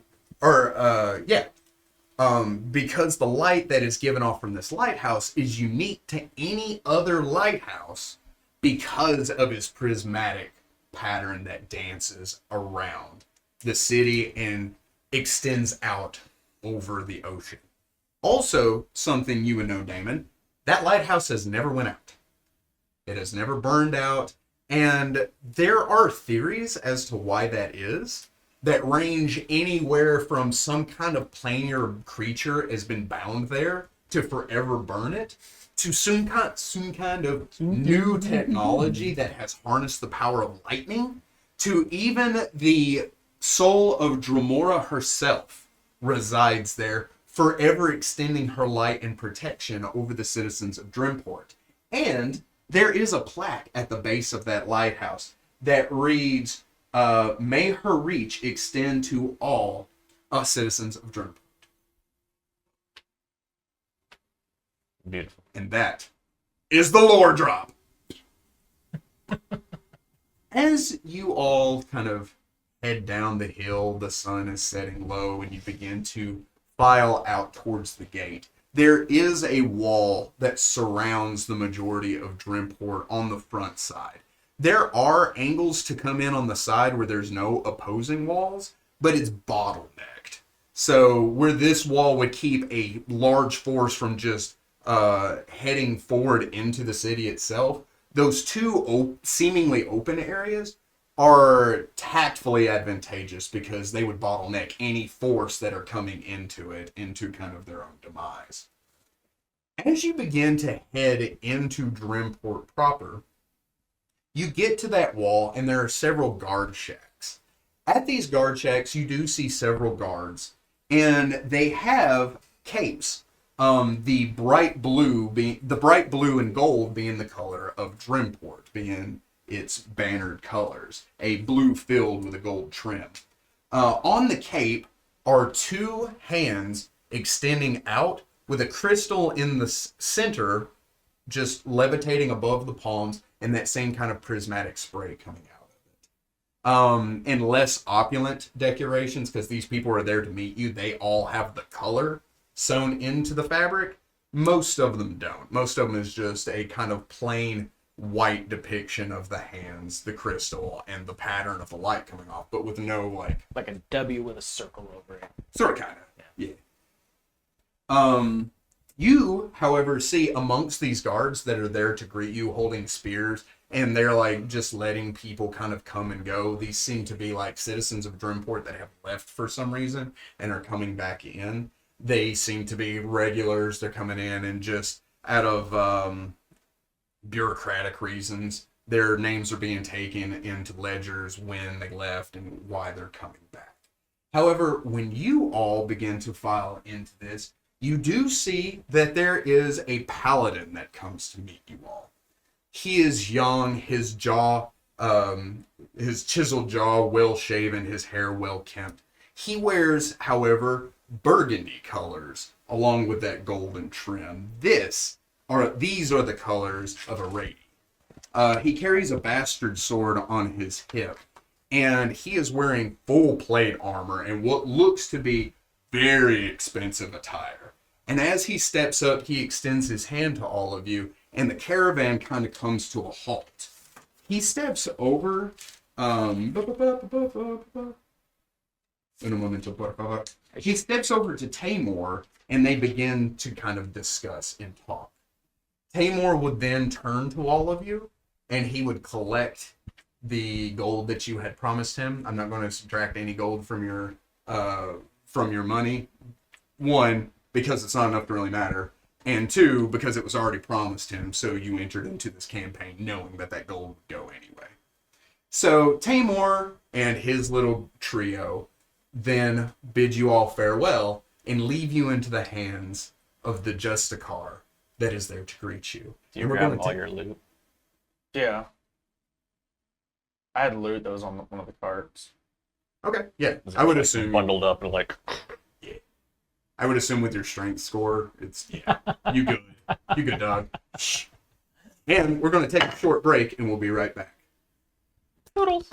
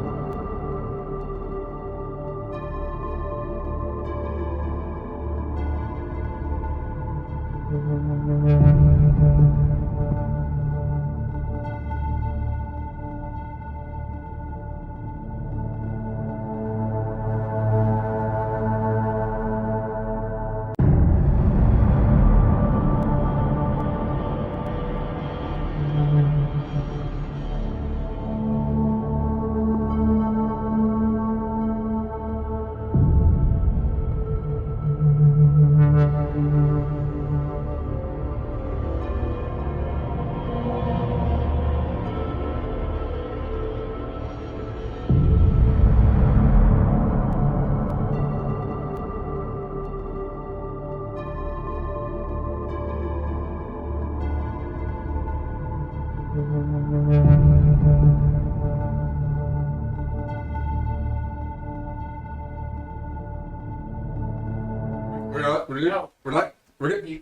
I? Can you? Is it? Hey, it's you. Is it me? Hi, Nick. Why are you not looking at the camera? Look up. What? Look down. Where? Look up. What? I'm behind you. What? Old Spice. Look at your man. Realize he's not me. I'm on a horse. This is Cole. Just kidding. It's Diamonds. I don't know if that's in the commercial. It should be. It might as well. We're back. Anyway, as you begin to descend down this hill to Dremport, the walls guarding it, the Justicar standing there to greet all of you, his hand resting on the palm of his hilt. As he smiles, you do not recognize him. He seems to be a new face. As he smiles to greet all of you, he says, "Welcome, everyone, to the city of Dremport. If you will please line up, we're going to take your name, when you came in, your reason for being here, how long you expect to stay." And he says, "And we're going to do a small search as well, just as a formality to make sure that there's nothing illegal being brought into the city of Dremport." What's illegal to bring in? He said, any kind of item that gives off a certain aura. He says in almost a demeaning tone because he's talking to a Oh, I understand. Oh, this evil items. You this may not end well. You know who produces an evil aura? Oh yeah? Bill Cosby. Whoa! That's my will. There's He another. does though. There's a clip. Damn. Bam. You know who projects an evil aura? They're talking about me on the show. Chocolate pudding. Anyway. What the fuck? Better than it probably should. This pudding tastes funny to Oh you. my goodness. Anyway. Screw him. That's hilarious. He's like processing what is happening. Anyway, That phrase couldn't be any better. I started something. Good. As you begin to file in, the door opens up before you. There you see another Justicar standing at the end of a line, and a couple of guards ahead of him that are just going through the logistics of things. They ask you your name, your profession, why you're here, and how long you're going to be here. Who is first in line? I will be near Damon. Okay. Because before we even lined up, I leaned over and was like, do these people have a position of authority inside the city? They are the authority as far as security goes. Because I for have Dremport. things with me that, like, if these are people of authority, I would. Just smile and be polite. So the way that it works, it's like town guards, captain, Justicars, and then the captain of the Justicars. And if that was explained to me, I would be like, you'd almost see Isaac not shut down, but like he's following orders to a T. Mm-hmm. Like, just be polite and smile. I would say It's like you're a victim of front racism. with Perry. You go first? No. No, because Like- I'm reacting the same way. Oh, okay. But like, want to go in? I mean, that's yes. Stepping up. Reason for your visitation? Escorting him as I gesture to Perry. Babysitter. Expected time spent in Dremport? Undefined. Okay. He says, name, Ragnar. last name? Unfrid. Is that with like an umlaut? It's just to you. Umlaut. That's what I said. He says, occupation. Adventurer. He puts down, Pathfinder. yeah, he puts down Pathfinder. He says, very well, move along. So going into the next section, they would ask you to lay your equipment on the table, just kind of like lay it out, and they would take inventory of every last thing you had. and they would ask you, have you come here to trade? Are you looking to sell these kind of things? Some of it, yes. And that is kind of the feel of most of this. However, no questions are asked of you. I was fully ready to give them. Yeah. They would ask him who you are, since he has proclaimed to be your guardian. You're probably really disappointed not to. I was. I'm like, no, like Delaney's disappointed. Also, you have a very strong feeling that they put, when he said your name is Perry. They put Perry Umla. Yeah, they put, what was your last name? I'm sorry. Unfrid. Unfrid. They put Perry Unfrid. Just to kind of, it seems like they do this a million times and they're just trying to move you along. Yeah. Some tuba mix. I'm not. Would you like to share the joke with the rest of the Isn't class? that the sound a tuba makes? I was being sarcastic. I don't mind if I do. He says, next. Oh, is this your familiar? Hello there. Yeah. Why would you assume that? Name? I walk on two legs. I laugh as I walk. I have a sword. I'm a distinguished gentleman. I don't know what that means. Anyways, Clearly. I'm a distinguished gentleman. I didn't do that. I wanted to. That's racist. Hey, all Ripley's eat bugs. What we do? Delicious. Menzeric. And then he would go through the whole rigmarole with you unless there's something you want to proclaim differently or... If he asked me about a last name, I wouldn't know what that is. And so I would, like, after a while, just tell him Dendro, because that's the town that I'm from. The town. The village. The swamp. And then the raptor walks in. I was going to say he would say, "Welcome to Dremport, Mr. Smith," but since you gave him- So, like it would be like, I don't know what that is, but that's what we're going to go with. uh, And then, yeah, Rayada's just right there with me. Dinosaur. He would ask you your race, and it seems like looking at them, he knows what a human is, and he just wrote human for these two. Looking at you, it seems he's unfamiliar with what you I are. make a frog noise. And like that translates to Ripley. Sure it does. Ribbit. Question mark? Handwriting sloppy. You guys put a rabbit in? I imagine the captain going over the logs, calls in the guard. Sir, did you do drugs? When Ripley, Manzarek, and a raptor? You will let a raptor into the city? It says Frog McRibbitson. I'm a, Froggy McFrogface. I'm a peace frog. I can break off a piece of that frog. You know what I'm saying? Oh, Hey, As I like that joke. that's what you're gonna get upset over? I'm just going to keep going. so this is just a guard you're talking to at this point. And so they would take your information. I would assume you've done this enough times, you know how to. yeah. It's like ordering the same thing from Subway. You just tell them before they even ask it. Yeah. You know. So boom, sponsor. They do the same with you as you step forward. They do ask your occupation. Healer. Says a medical profession or magical, Yes. and your deity. None. Medical. Excellent. Move on. he also would ask your race, but he knows what a tiefling is. And I grab him by the arms, like, smile and obey. Let's go. As you get to the end, there are two Justicars standing at the end. One of them is young.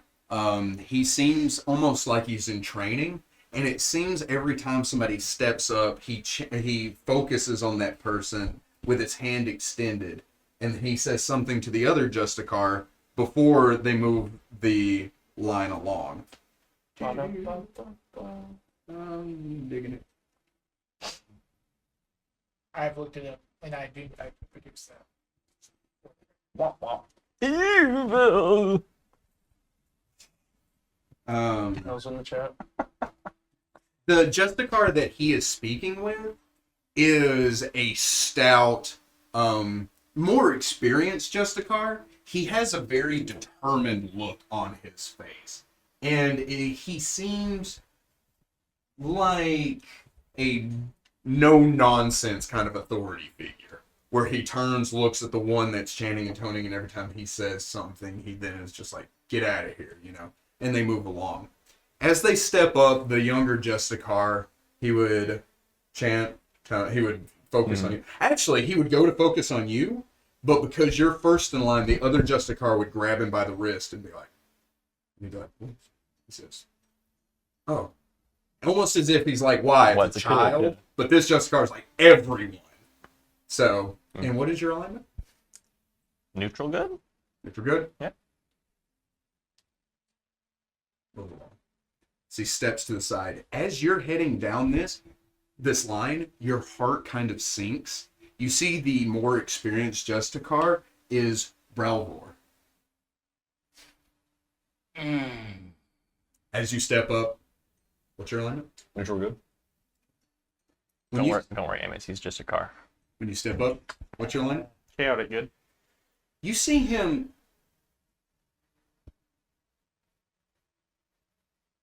Brelvor leans over and he says something to him. He says, "You can roll perception check to overhear the conversation if you like."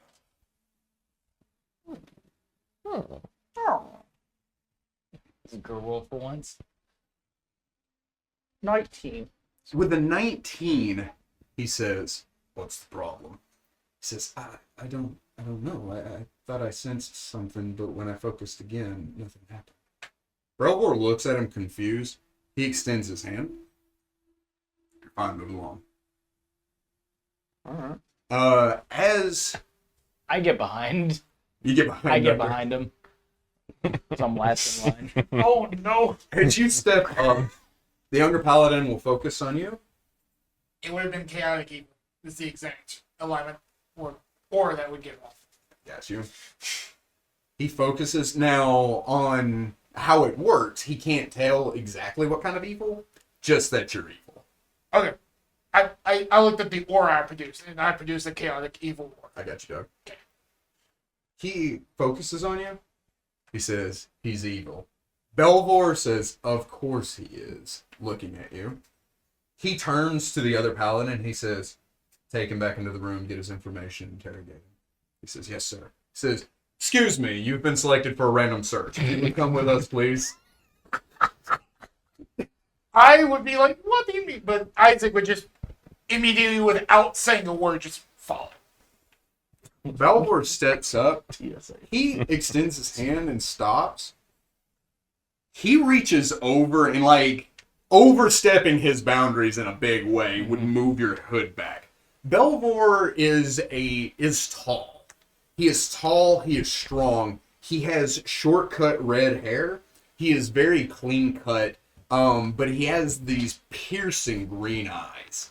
As he moves your head back, his, like, straightforward, no-nonsense demeanor melts away. As he smirks, he says, well, Keen, decided to come crawling back to Dremport, did you? I don't see myself crawling. He says, what's the matter? They didn't accept you anywhere else either? You know you're not supposed to touch the people when you're doing the examination. He says, wow, spoken like somebody that should know all the rules, but had fallen short. We as the Justicars need to do anything we can to ensure the peace of Dremport. Let's get this over with. I have places to go. He extends his hand. Loser and a failure, but not evil. What is your... Neutral good. He says. All right. Anything to declare? Many things, but I don't want to get held up. By the way, you're wasting your time trying to drag anything else out. I could vouch for him. You're just Yeah. Yeah. Oh, making your company with evil demon born, are you? Well, he's shown a lot more moxie. talent, courage you ever have. Well, I won't hold you and your new boyfriend up any longer. He steps to the side. He kind of gives a very sarcastic, please, don't let me keep you. So just for flair, I go and throw my cloak over my shoulder and kind of haughtily walk out with my head kind of held up in the air. Says, by the way, if you see your family, tell them I said hi. I freeze. And then continue moving. We all watched this, right? Oh yeah, no, I'm I 100% watching. Okay, so I like lean over to you and I'm like, is this how human interactions usually happen? Oh, but I think he might be gay. I mean, that's fine. It's 2024. You can do whatever you want. A whole new world is going up for No. Wait, what? What? You started this. Ragnar, where have you been and why are you covered in glitter? You know. I've had something to think about for a long time. Oh, man. I am Ragnar no longer. I am Princess Strawberry.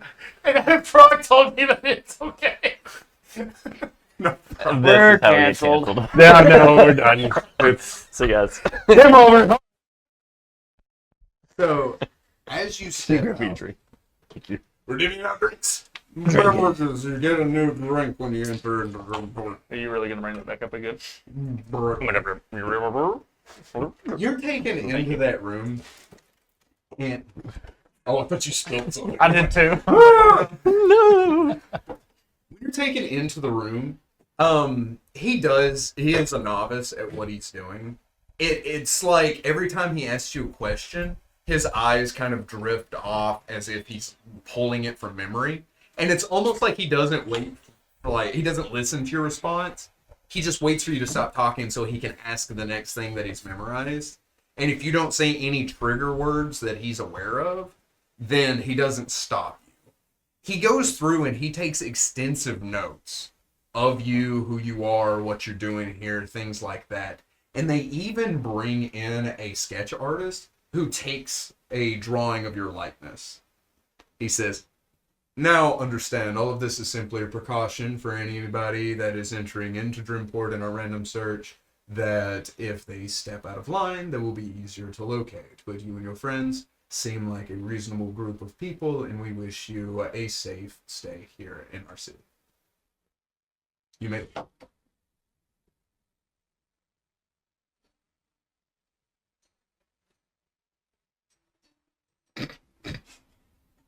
So the entire time he was interrogating me, it was like I would give very quick, short answers. Mm-hmm.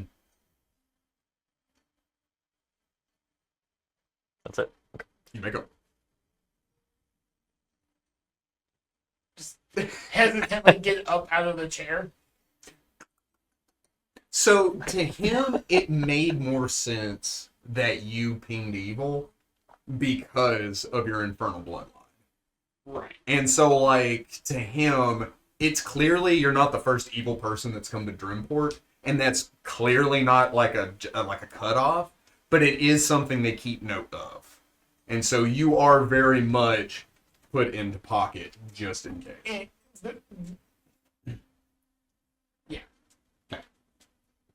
As you step into Dremport, it is in the evening, and you do see that there are lampposts that line the cobble street stone walkways. And as the sun begins to go down, you do see a blue flame ignite down these lampposts and illuminate the areas in an ever-burning torch. The city is beautiful. It is very clean and well kept. With what little you do know about Mayor Hawthorne, is it seems over the time that he has spent in a position of power in this city is well kept. It seems he is running this place to a T. What would you like to do? So as I rejoin the group, it would almost be like I'm shaking something off. I was So like, are we? that was weird. Anyways, what is the plan? Well, we need to do a formal invitation to address Lord Mayor Hawthorne. I do not think I will be allowed into the Lord Mayor's palace. Right, we need an invitation. None of us are allowed right now. Sure. I do not think that invitation will be extended to me. Not if you don't ask for it. I'm sorry, real quick. Yes. We all, maybe not Isaac, but the rest of us had a specific thing that we were coming to Dremport for. I, for one, would like to stay with y'all. But if it gets in the way of me needing to do the thing that I need to do, I will be going off on my own. So, maybe, Need to do. what do we all need to do? You need to talk to Mayor Hawthorne. Temple of Desna. I need to go with you to the Temple of Desna. What are you looking for again? Cool. I was just telling Harry I would escort him to Lord Mayor Hawthorne. I thought we were kind of separate ways at that point, but I have nowhere specific. We pretty much just kidnapped Isaac to come with us. Pretty sure he decided to come on his own. A little bit. Interrogated even. Maybe we He should was just very weak at his job. maybe He we didn't should just even, find like, some.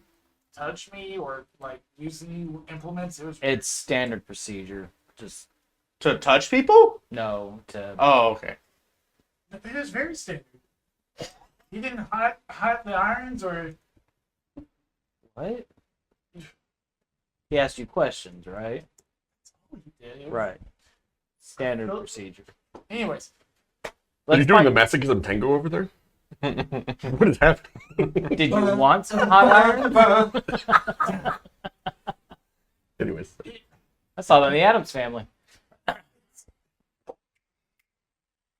I don't know. Things Jeez. Children. what I knew of interrogations was a lot more, and I sort of looked at some scars on my body. Physical and violent. I was not expecting just questions. Like I said, just smiling people. Smiles don't work.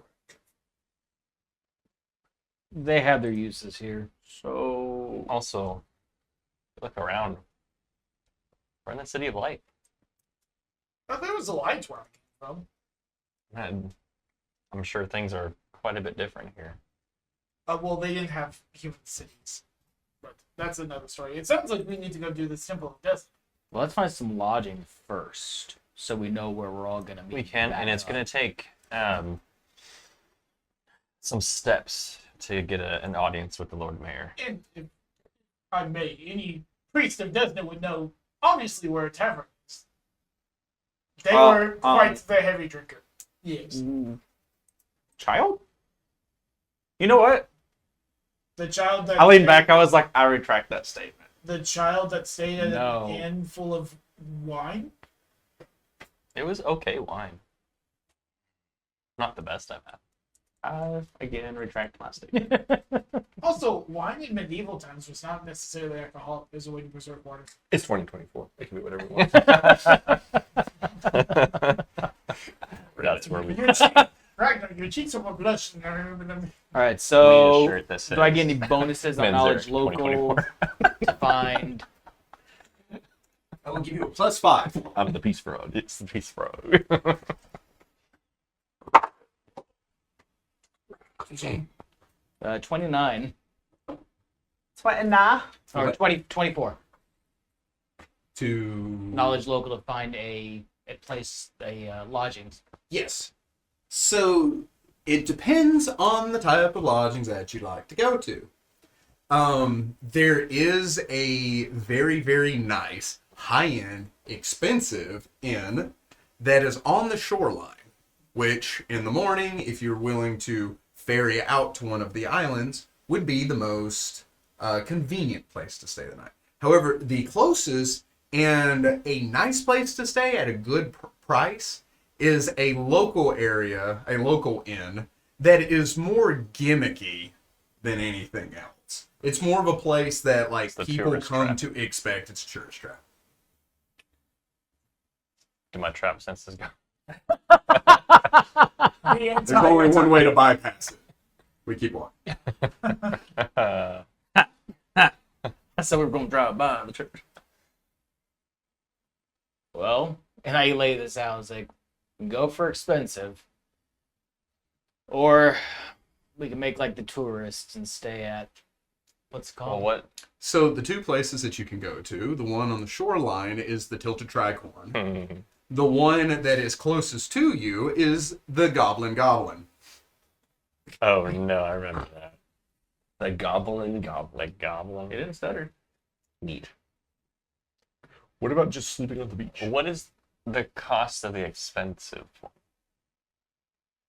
The tricorn would be the more expensive, especially being on the shoreline. The least expensive would be the goblin, but Yeah. What's the rate? Yeah. I don't know. Yeah. I don't know. You might, but you might know. But I wouldn't know because I haven't been here in a while. Yes, but it is well known. Okay. Yeah, so you would still know the rate. Okay. You do know that it would be a gold piece a night, not including food or anything, or 5 gold pieces for the suite, and that includes food. So per room, not per person. The suite is big enough for everyone. The suite includes a bed, but there are plenty places to sleep in the suite. Comfortably? Is this at the tricorn? Yes. Okay. I lay that out for them. I do not require a bed. Well, I'll take it. That's fine. It'd be easy. We could just pool the money. It'd be sweet. How long were you planning on staying here? That was funny. I don't plan on being here any more than a day or two.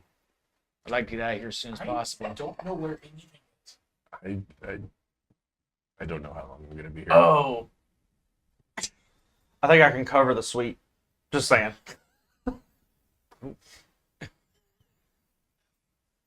We do need to sell those before. Yeah. I didn't We know will where. do that off camera. It'll take 6 hours. Just tune in next week.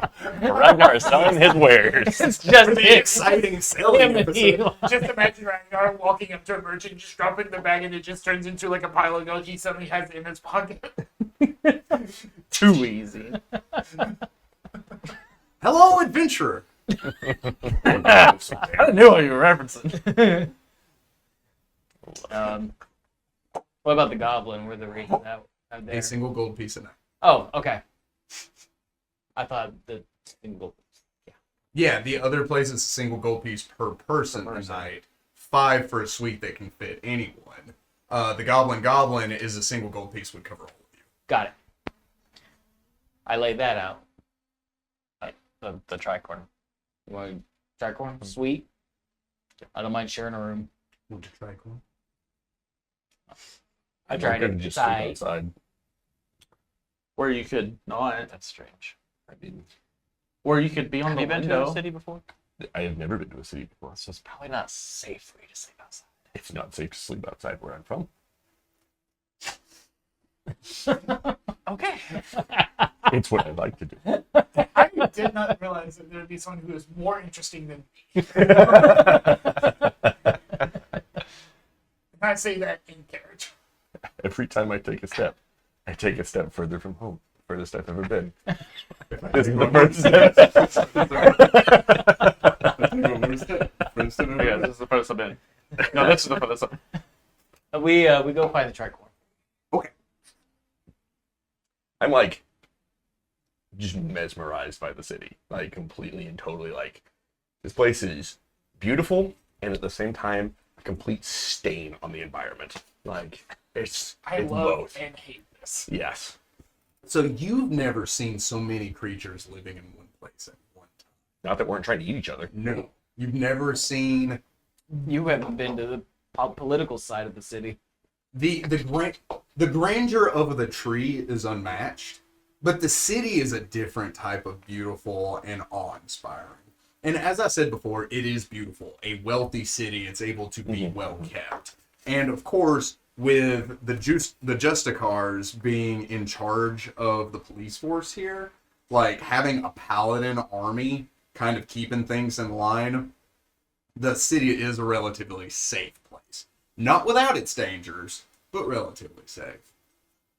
You make your way through the city, and this takes some time. It takes well over an hour, even with somebody that knows where they're going, to navigate down the cobblestone walkways through the city. You see all kinds of different, different types of areas. You see taverns, you see brothels, you see shows, you see bands playing. And the air is filled with different smells of music and food, and the warm kind of night air that you had experienced at Blackberry Farms is replaced with a cool sea breeze that washes over everything and gives it a very comforting, maybe a little chilly for you, but a really comforting feeling as you head in. When you get to the Tilted Tricorn, very much in the spirit of which it is named, it is built in the hull of a ship. The ship is tilted to one side, and you see that they have placed columns up against that 45-degree angle on the side that is tilted over, and beneath it they have built kind of an outdoor pavilion area where people can go out and enjoy one another, to drink and enjoy the night air, and there is even a band outside playing. As you step into the Tilted Tricorn, you see it is busy. People are shoulder to shoulder in this place, kind of mingling and murmuring around. You hear glasses clinking and music playing as people begin to kind of weave in and out. You are able to make it up to the bartender, and the bartender is a very, very busy woman, just kind of shifting back and forth, trying to get everything together. And when you order the suite, she says, yes, as a matter of fact, we do have one suite left. She says, that will be 5 gold. She says, is this just the one suite for someone, or are you all sharing? We're all sharing it. That's not a problem. She says, of course not. She says, if you give me the 5 gold, I will give you your key, and you can enjoy the festivities for the rest of the night. She says, with this key, there is a small card. Present this card to any food vendor in the immediate area of the ship, and you will be able to eat your fill for free. However, drinks must be paid for. Right. Yeah. Everybody subtract a gold then to contribute? Yep. Or is one per... Okay. If there's a glass nearby, I sort of fill it up with water. Drinks will not be much. Okay. I don't know anything about humanity, but I feel like that's gonna peeve somebody off. What, the water thing? Yeah, we're gonna rip some people off. What are you gonna do? I just look I at got a feeling. the tricks that we get going. That's an impressive trick. I'm not saying it's not. I can create water too, but You're not a real paladin. It takes a while. Let's go through a process. Oh no! It's an alchemical thing. It's sterile. I wouldn't tell how. It's true. Sterile. so yeah, we go up to the room. When you head up into the room, it is opulent. It is beautiful. There are silken sheets that hang from the ceiling and extend out to the open air windows. These windows do have shutters, but they do not have glass, and the shutters are fixed open to allow that cool sea breeze to roll in. And you assume that the shutters are simply for any storms that may be passing through. The pillows are... You're Feel accustomed nice. to these kind of Comfortable, yeah. comforts. However, the rest of you, you're like, this is a bit much, especially you in your raising. Like, when you look at these pillows, you're just kind of like, ooh, are they supposed to sheen like that? And when I roll my hand over it, it makes an image. It's Nicolas Cage.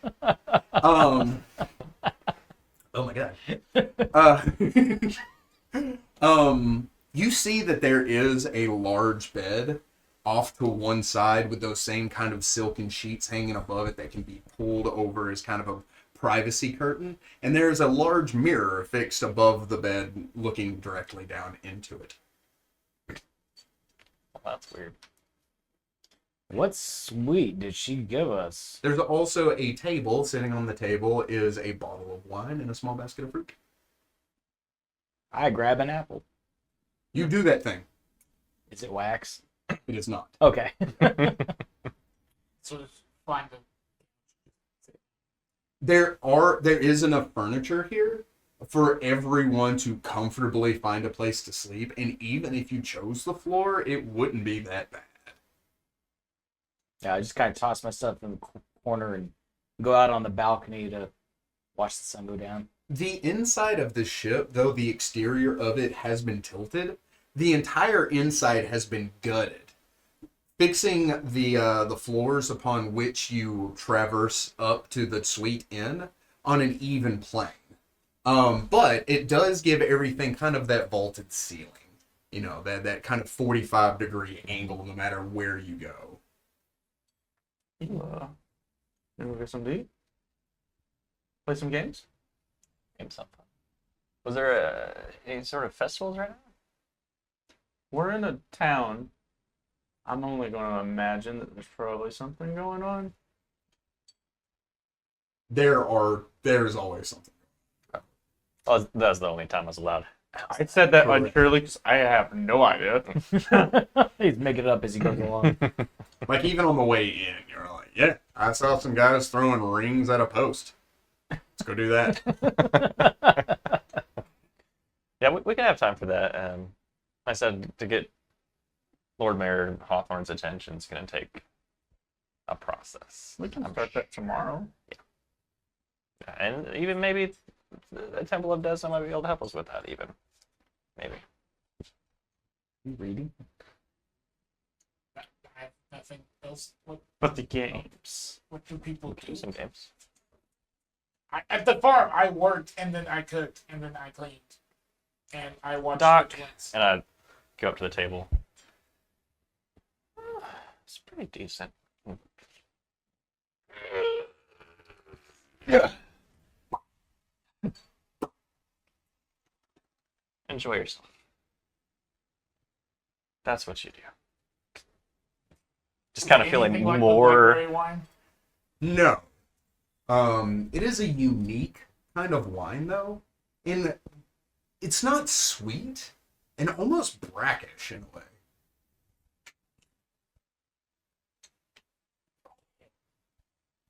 I just want to set it off to the side.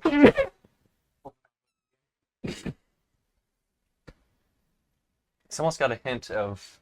Seawater. Oh, I was gonna say oak. Just a little bit. What kind of 9-year-old are you? I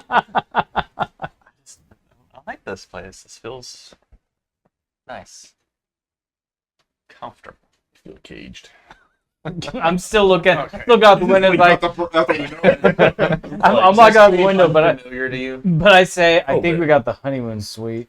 Does this seem familiar to you? Like I've been here before. No. Like the way that this place is it very familiar to what you're accustomed to? I am accustomed to nice bedding and good wine and decent food. Yes. All right, that's settled. Let's go outside. Sweet. You're an interesting one. Me too. Oh, that's probably not. The way you said that, I expected you to say Mr. Grinch.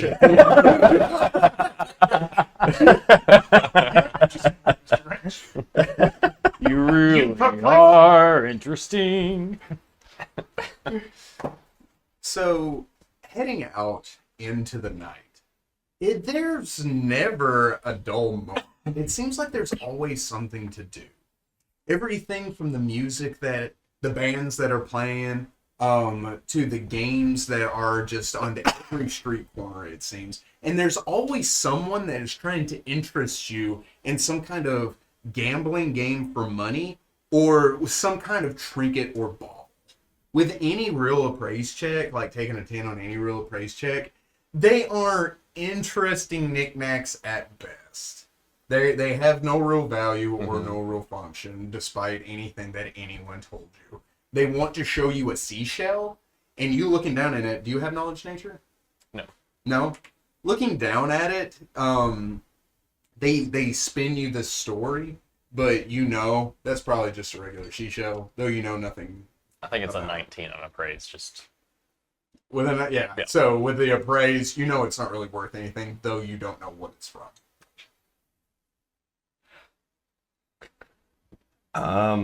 So I'm gonna well, Damon, do you know where the Temple of Desna is? Yes.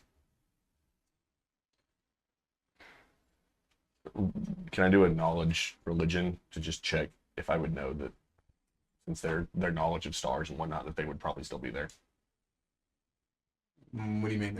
Like the be priests. open for business. Like they're not closed at 5 Oh o'clock. yeah. No religious place shuts down. Okay, so like, you want to take our little caterpillar friend? Ooh, what time of night is it? I would say it has just turned dark. I'd say it's probably. Excuse me. I would say it's probably somewhere between 10 and 10:30. Like, I'm kind of bushed. Let's just get some rest. Go first thing in the morning. After a good breakfast. A very good breakfast. Let's just go out tonight. We all have fun. I'm staying in here. I am going out anywhere. We'll have fun.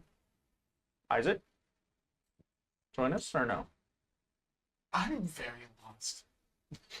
Oh, it's fine. I'm pretty sure Perry knows his way. It's this is all. The barbarians, like 7-foot barbarians following the 9-year-old around. Now tell me what to do next. Oh no, I just. Well, gee, Mr. Giant! It's a yes or no. If you want to come out, eat, play some games. There was a cart, and I sort of described one of the food carts. I will meet you there in about 5. I don't know about 5, but let's go. 5 minutes. Oh yeah. Just really hungry. I'm just gonna go down to the bar area Mhm. and I'm gonna talk to literally every single person and ask them all the exact same question. Have you seen a rat folk walking around here? That's a curious question. That's gonna start trouble. Roll me. Interrogation. Trying to be like not super loud about it, but like at the same time, everyone knows because I'm going in literally asking every single person the same question. Roll me a diplomacy. I just feel like you're getting up right in the face. Do you know? Have you seen? 14. Okay. Roll me a d4. 1. In that time, you do it surprisingly quick.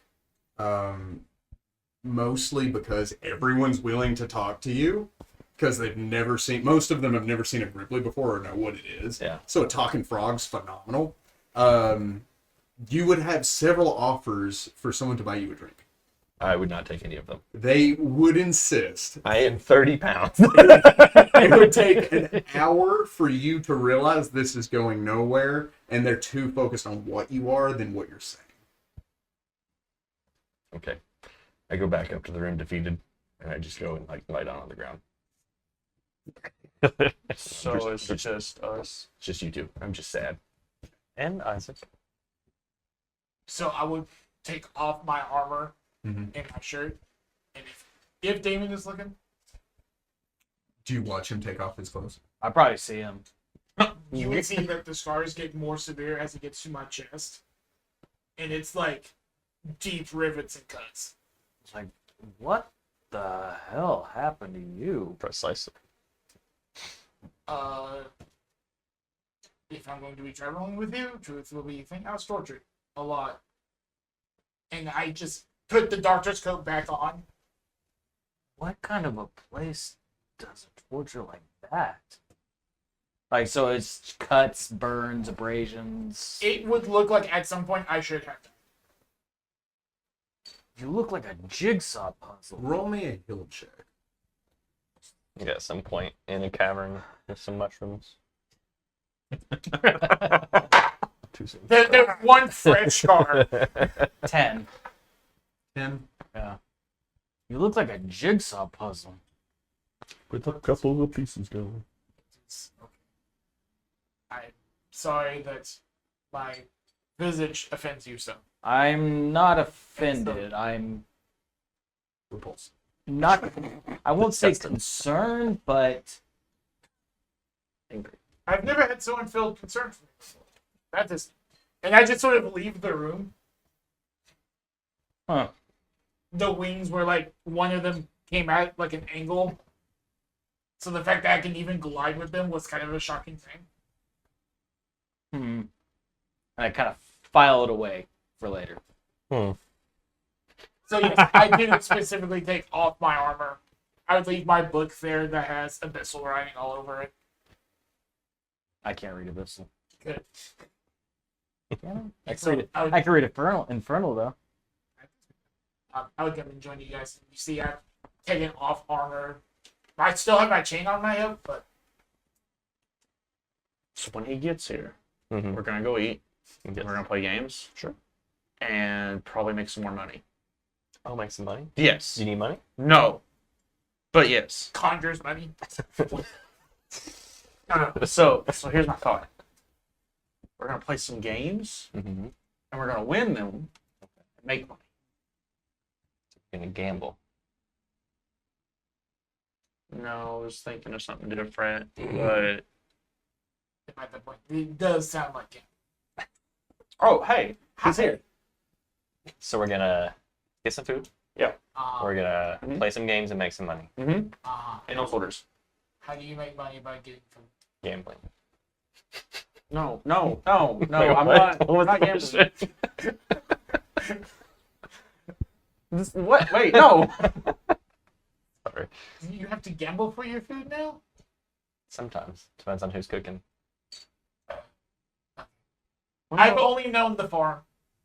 So,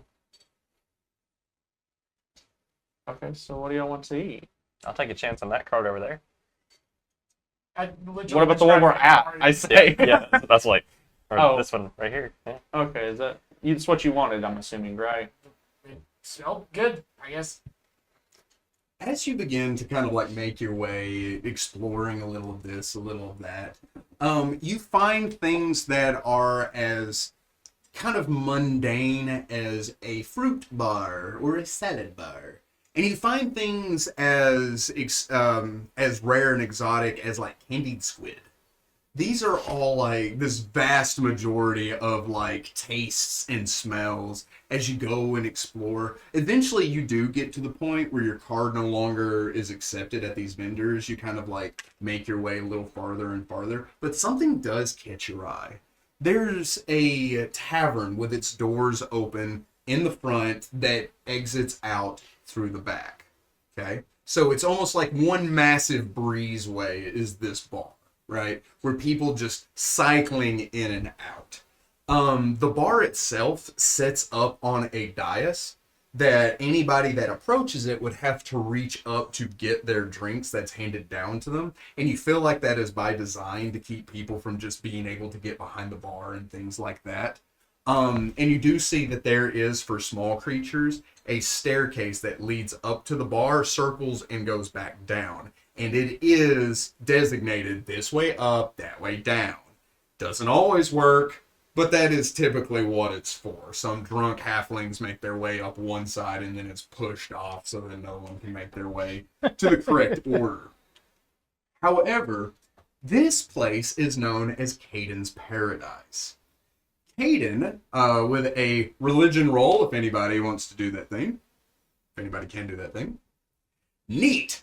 So, I'm literally the only one, huh? I can do it as well. But we're both hanging out. Yeah. Mr. Bopey. in the center of this room is a statue. This statue is of a heroic-looking figure, ruggishly handsome, with scars that are like chiseled into the marble from which he is hewn, to give him a look of he has seen battle, but with a roguish grin on his face, kind of like a Han Solo-esque look about him. He is holding aloft a crucible, tilting the crucible back with his mouth open. There is wine that pours perpetually from the crucible, hits into his mouth, and rolls down to either side into a fount at his base that he stands in. people walk up and you see them dip like a goblet or something into it. Typically, the people that do this are staggering and drunk. When they dip their goblet in, looking around to be like, haha, I'm getting free wine, as they pull it from the fount, it changes color in that instant, turning from red to white, to clear. Not white, but clear. Turning from wine back into water once it has left the fount itself. You don't know if this is an illusionary effect to make it look as if the fount itself is giving wine when it simply is not, or if this is just something that they have used to keep patrons from drinking out of their perpetual wine fount when they shouldn't be. But they are way too drunk to really even notice now. And it's just people seeming to enjoy themselves as they go about. But anyone that is caught even doing that by the bouncer are immediately kicked out. The bouncer is a large half-orc. He is broad-chested, has black hair tied into a ponytail. His nose has been broken a couple times, kind of sending it off askew. He is kind of a handsome-looking guy, but he is flanked to either side by two dwarves. They're not as handsome as he is.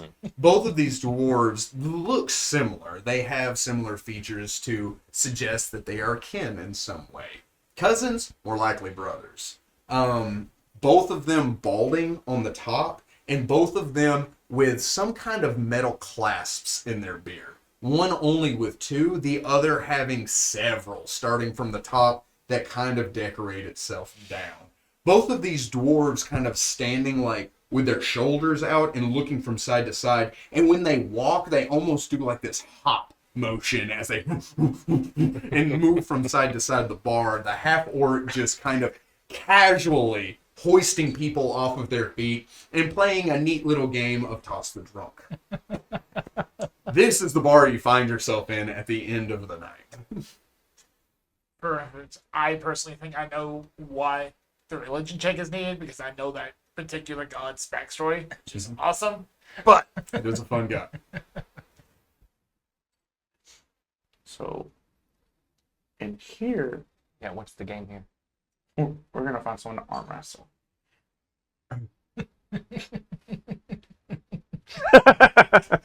This one's for me. Oh, okay. I was like, after looking at the muscles of non-existence, it was like, Yes, you're going to arm wrestle, but not for you, for me. But Oh. you have a job in this. It's to distract. So I win. like tickle I sort of, In my head.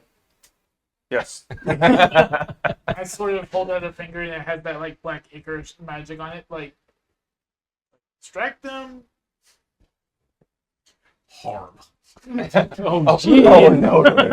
Disintegrate. I don't think we need to start a battle here. No. Raven. No. He's right. We don't. No, and I say distract. I was referring to catch them off guard so I can win. That's all. Not But physically that's start. lying. Yeah, it might be, but you know what? You do you. I will not help you in lying, and I go to them. Perry. I wasn't interested in not losing. I think you got this. You're pretty strong. Okay. And I go up to the strongest guy I can find. Max. Where's the food vendor place we go to when we go to a hockey game? Are you talking about the really tall guy that I saw? No, just the location. Oh, it's Assembly Food Hall. The Assembly Food Hall. So, you know how in Assembly Food Hall, that's what it's like going to the bar. Yeah. It's not a place to sit. It's a place to get something and get out of the way. So you like step up, and if you take a moment to be like, somebody is like, yeah, you sit over there and I'm getting my drink. And so it's kind of like that, and it's kind of hectic, and you're like, these people are unpleasant. Did you say you look for the strongest person? He did. The strongest look like, so I'll do a perception. Yeah. Someone that looks like they're tough and strong, but maybe it's all an act. Someone that you know is tough and strong and it's not an act is that bouncer. Right. Someone that looks like they're tough and strong, and it might be an act, is a human standing at the fount, and he's regaling a couple of women who very clearly aren't interested in what he has to say with stories of heroics and ship battles and things like that. He does have a wicked scar down his face and one under his arm, and he claims that it's from a shark bite saving a child. Another person you see that is strong but is not making a show of it is an Orid that is sitting off to the side at his own little table, and he is playing cards with a few other people. Cards could be fun. So I approached the loud gentleman. Okay. Hey, Mister. Get out of here, kid. I'm busy. Yeah. You're a hero, right? Roll me either a bluff or a diplomacy. Mister, are you a hero? Why, yes. Indeed. Oh my god. Jeepers, Mister, you're really strong. Keeper, Mister. I was going for innocence. So there's a director somewhere that's like, we need to put this guy in a movie. One that already had. When you say that, he says, well, yes. He like looks at the girls. He says, I am a hero. As he like grabs you and moves you over, and you're just kind of like, yeah. As he like moves you closer, right? And he says, as a matter of fact, he says, I saved a child maybe close to your age from a shark attack. This shark was 30 feet long. Oh, then you shouldn't have a problem. There's a strange guy over there that's saying that no one in here is stronger than him. Surely that's not true, right? With your nat 20, it seems that you've bolstered him with that question, almost like you're being his wingman, right? And he's like, of course not. He says, let me see them. He's challenging people for like 5 gold, and that for a hero like you, that's nothing too, right?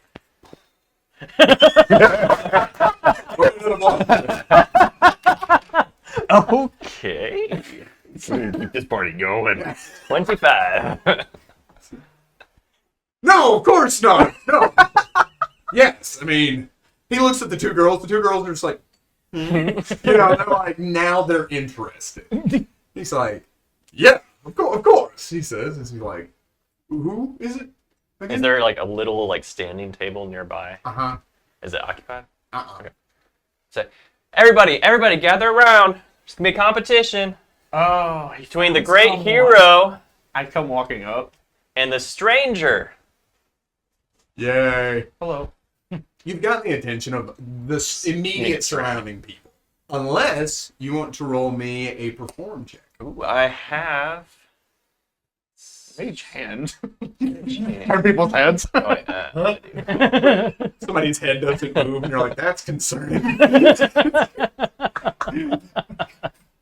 more than 5 pounds. Oh. If that was me. I meant to take a 1. Okay. Yeah, I'll do a perform. It'd be a straight charisma. If you have no... Yeah, it'd be a +2. Be a 10. 10? Solid 10. The immediate area. That's fun. And they are like just a cursory, oh yeah? Kind of deal. Oh, Like, what's this is going on? Okay. He says, ladies, just watch this.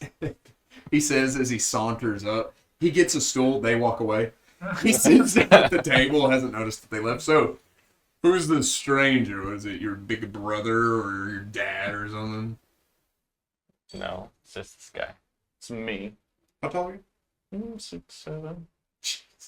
So, he's like, yeah, this guy. As he like looks up at you. His strength is probably a 14 at best. Just so you know.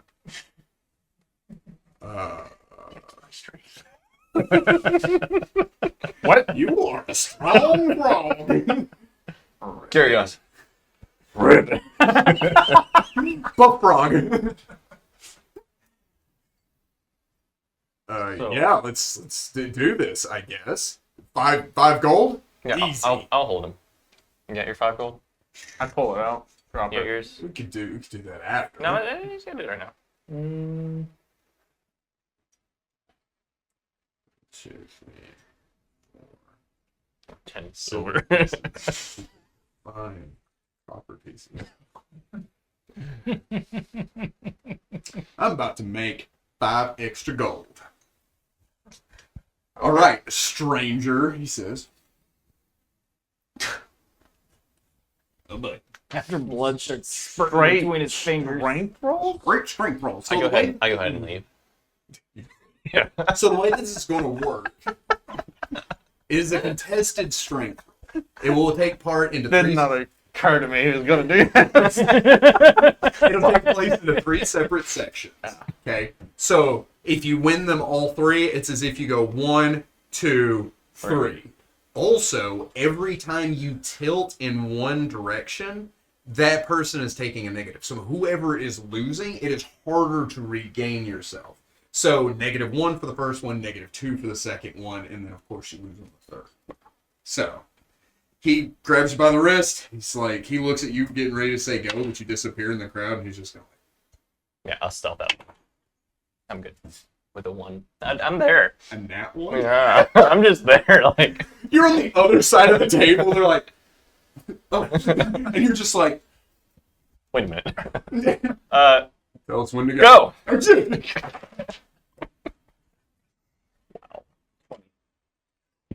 You slam his hand down on the table. You send him flipping over the side. It's just like, I'm ready, and he just rolls on the ground. As he just rolls on the ground. I offer him my hand. I'm like, are you all right?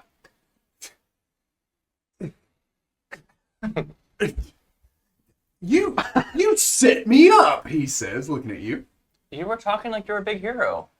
I am a big hero. But he has some kind of magical augmentation. Yeah, that's it. Do you want me to drop my trowels and do it again? Yes.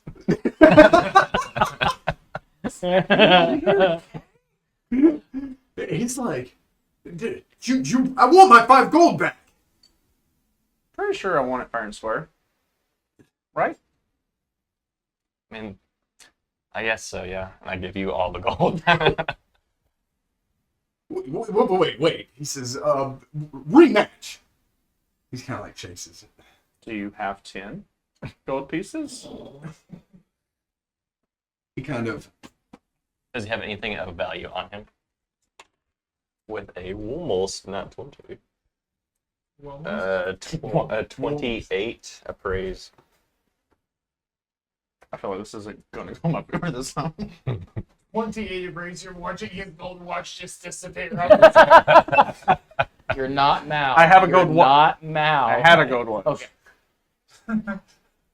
he does have a scimitar at his side. Worth And about. And a deck.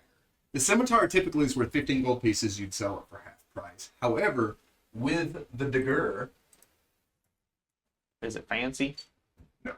Just a digger. this guy barely had 5 gold. I didn't say this much. The dagger is only worth 2 gold pieces, so it'll be 1. So he has 8 gold worth of weaponry on him. And if you could dupe him out of his clothes, maybe you could get to 10. But the scimitar itself 2 seconds. is worth another 5 gold. What's your weaponry? Roll-made blood. Oh, no, roll-made diplomacy. That's a 12. No. I'm not getting duped into this again. Again? Yeah. Because you duped me into it the first time. So, again would be again the second time. You agreed to it. Yeah, because I was bamboozled. Why am I explaining to you? I'm out of here, he says as he turns and walks away. Cool. Nice. Dr. Isaac would teach This party going.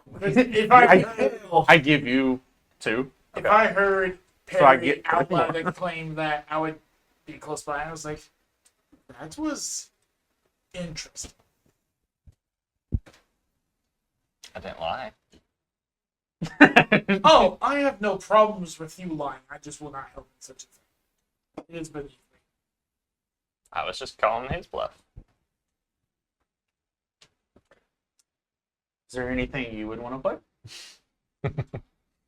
No, that was fun enough. I think that's good.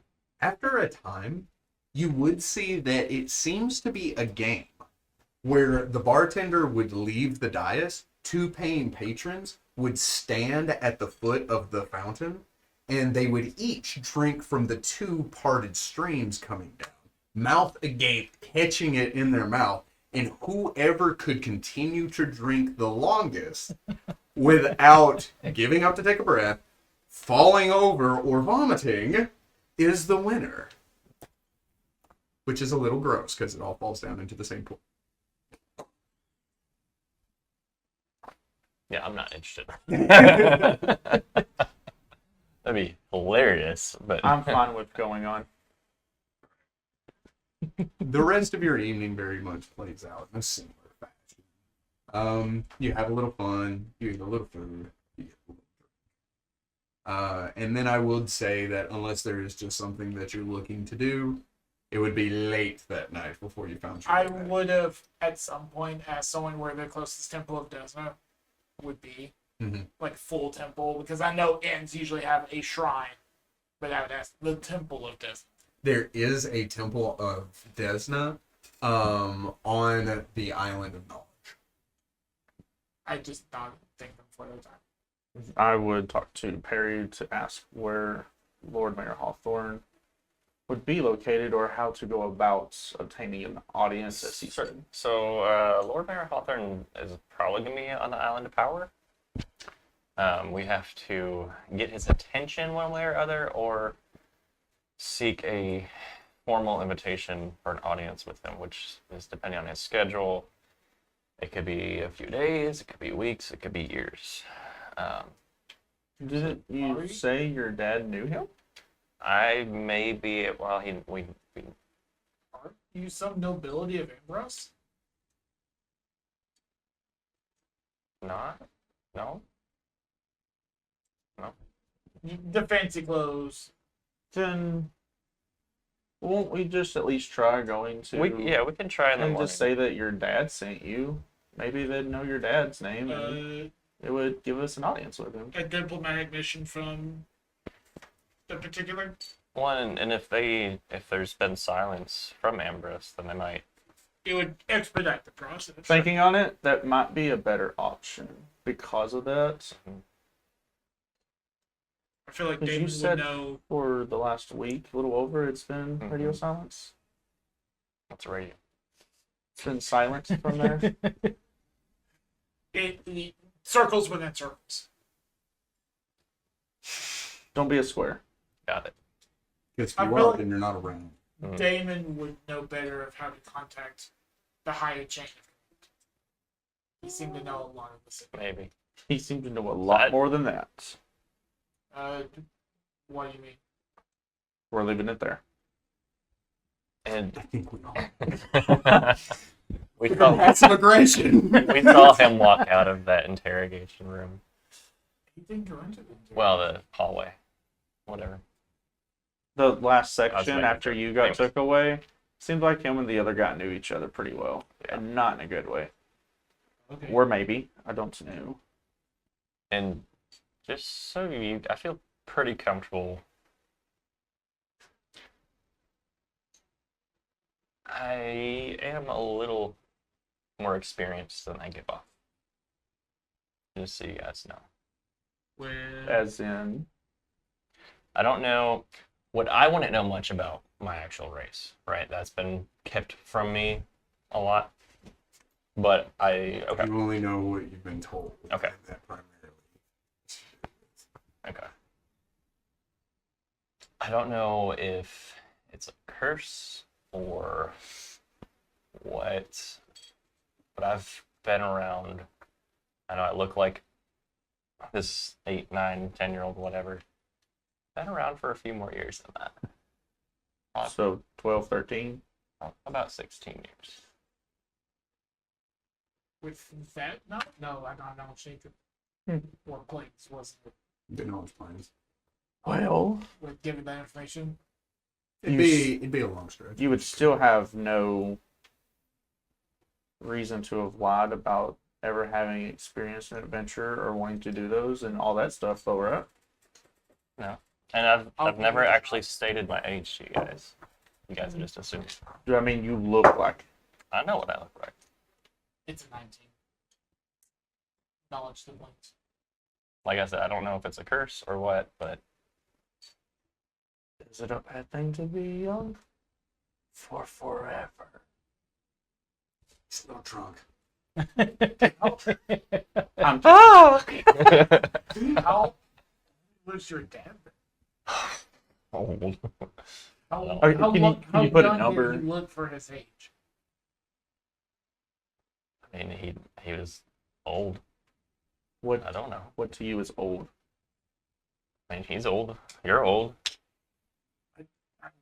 I'm cheating. I'm using demon blood to extend the reaches of my age. I'm 21. Brimstone does wonders. I'm 372. I don't think he was that old. He did have some nice like gray streaks and stuff. Don't. So I said, don't elves turn that old? Well, L's age longer than I would. Age longer? Or stay alive longer? Will both. Working around demons does not do well. No, I can't. I can agree, probably wouldn't, but you know. Eli, if I ever get something wrong because I have my own headcanon, let me know. You have a king for a head? I think the passion from a launch. Bitches love canon. That was the build up. Yeah, this episode doesn't get any better than that. Good night, folks. Let's just return to the frog. As I watch the entire world shake Don't croak. and Dave. I'll be asleep. You're not there. Shh. He heard me. obviously. What? Shut the. What's your name? Ezekiel. That name sucks. What's your name? Oh, sorry. No, that's not. So why all of a sudden would you just tell us that you're more experienced? I just feel like as we're getting deeper into this, I don't want you guys to feel like I'm holding back.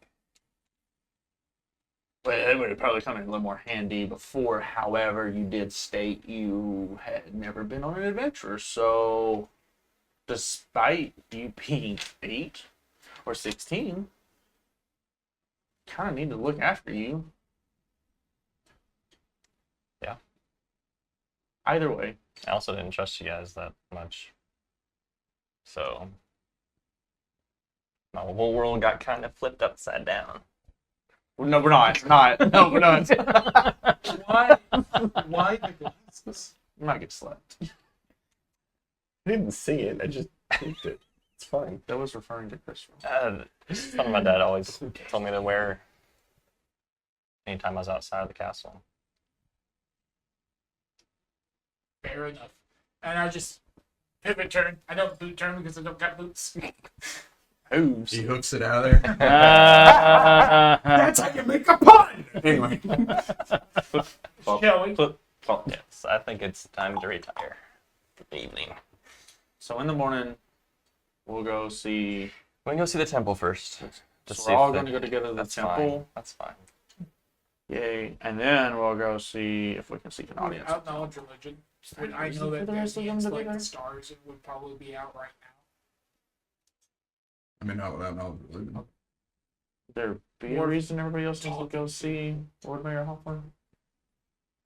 I figure if we go see Desna with them, they could go see Hawthorne with us. How do you just see a god? He's got you there. Yep. Wait, hang on. Do those glasses give you special vision? You'll see gods? Not to see gods now. Okay. That would be crazy. We need to get back before I pass out. Yeah. Like right now. A few moments later, you are awoken and you are disturbed from your somber. I'm just sitting there on the floor. Yeah. The door opens up and you see Dr. Isaac and Perry dragging in Ragnar. And Ragnar's just like, I beat somebody in an arm wrestling contest. As they just dropped him on the floor. He didn't drink from the fountain, he drank the fountain. And I just like somewhat army crawl over, grab a pillow. Welcome to the floor. It's fantastic. Shut up. Shut up. You're the pillow. I am not. I will fight. Are you stronger Evens? than him? Odds. Yeah, I will stab. Evens or odds, it doesn't matter. Let's stab somebody. Evens it's man, odds it's Eric. The night progresses normally. You all get a restful sleep that night. In the middle of the night, you, specifically Damon, have this odd kind of dream.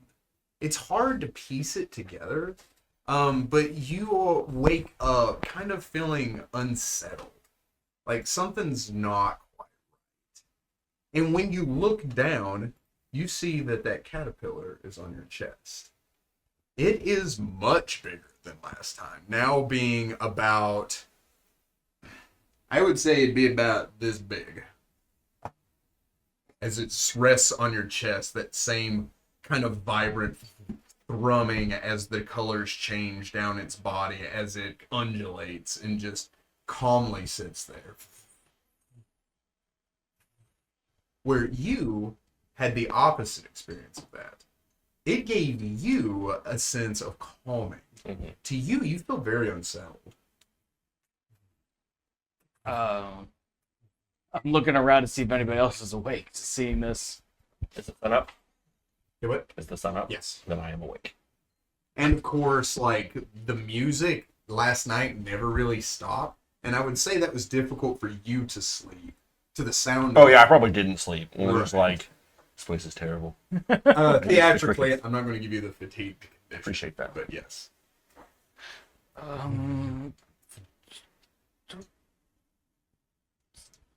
I'm so out.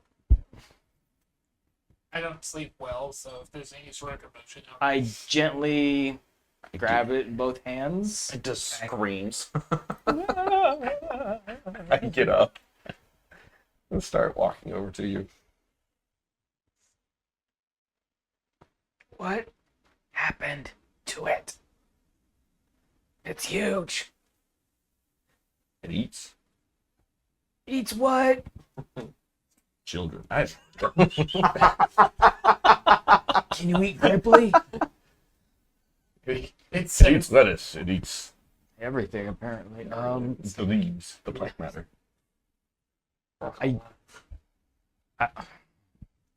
Well, obviously it's too big for the pot now.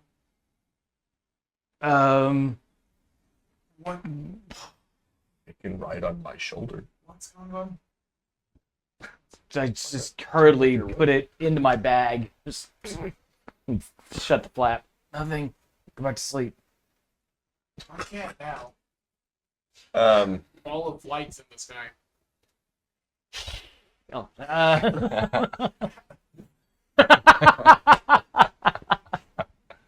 I'm offended. I don't know why. Would you like me to carry it? No, I got it. We'll be getting rid of it today. So Okay. nothing.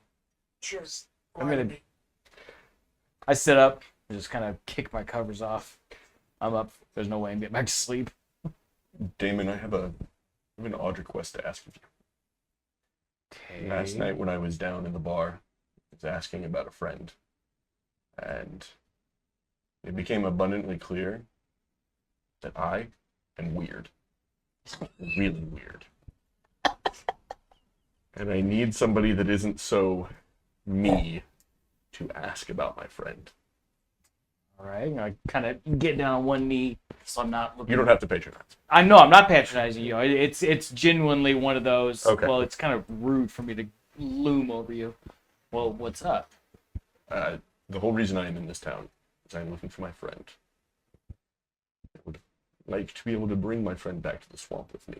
I can stay away from whatever this is for the rest of my life. It shouldn't be hard to find if there's another Gribbly. It's a rat folk. Oh. Oh. Oh? Oh. Okay. It's not so much a friend as it is my teacher. Oh. I don't know where he went. And this is... I need help. I am weird. I'm very, very weird. You're just a fish out of water, man. You're not weird. We would be weird He is a in your homeland. It's true. I am a frog. not a fish. This would make more sense if you were a turtle. What's your Exactly what I was thinking. Do what? What's your friend's name? Master Splinter. That would have been hilarious. However, I'm going to go on record and... Never mind, I'm not going to say anything. I'm just going to leave it at that. His name is Darren.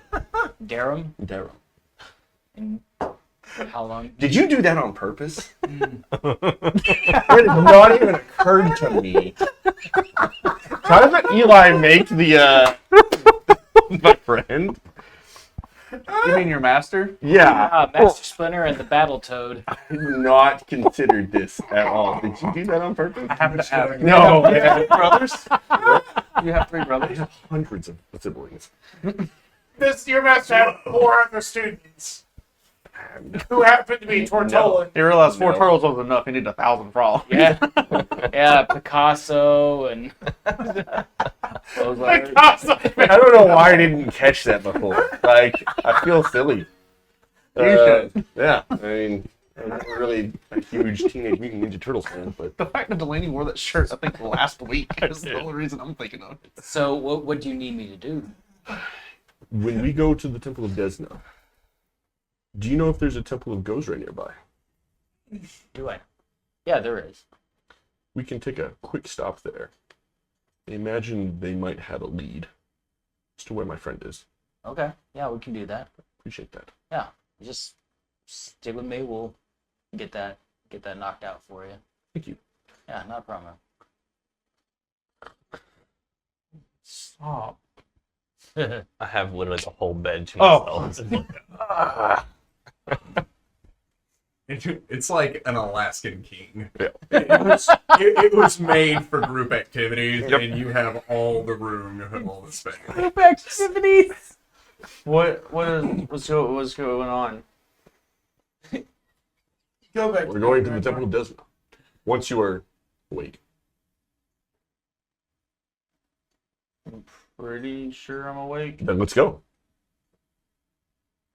Go to the base and splash I don't want some to do water. it. It'll hurt. I'm awake. Splash some water in my face. Yeah. It's for the Not above smell. right now, above him. Oh, Okay. It's for the smell.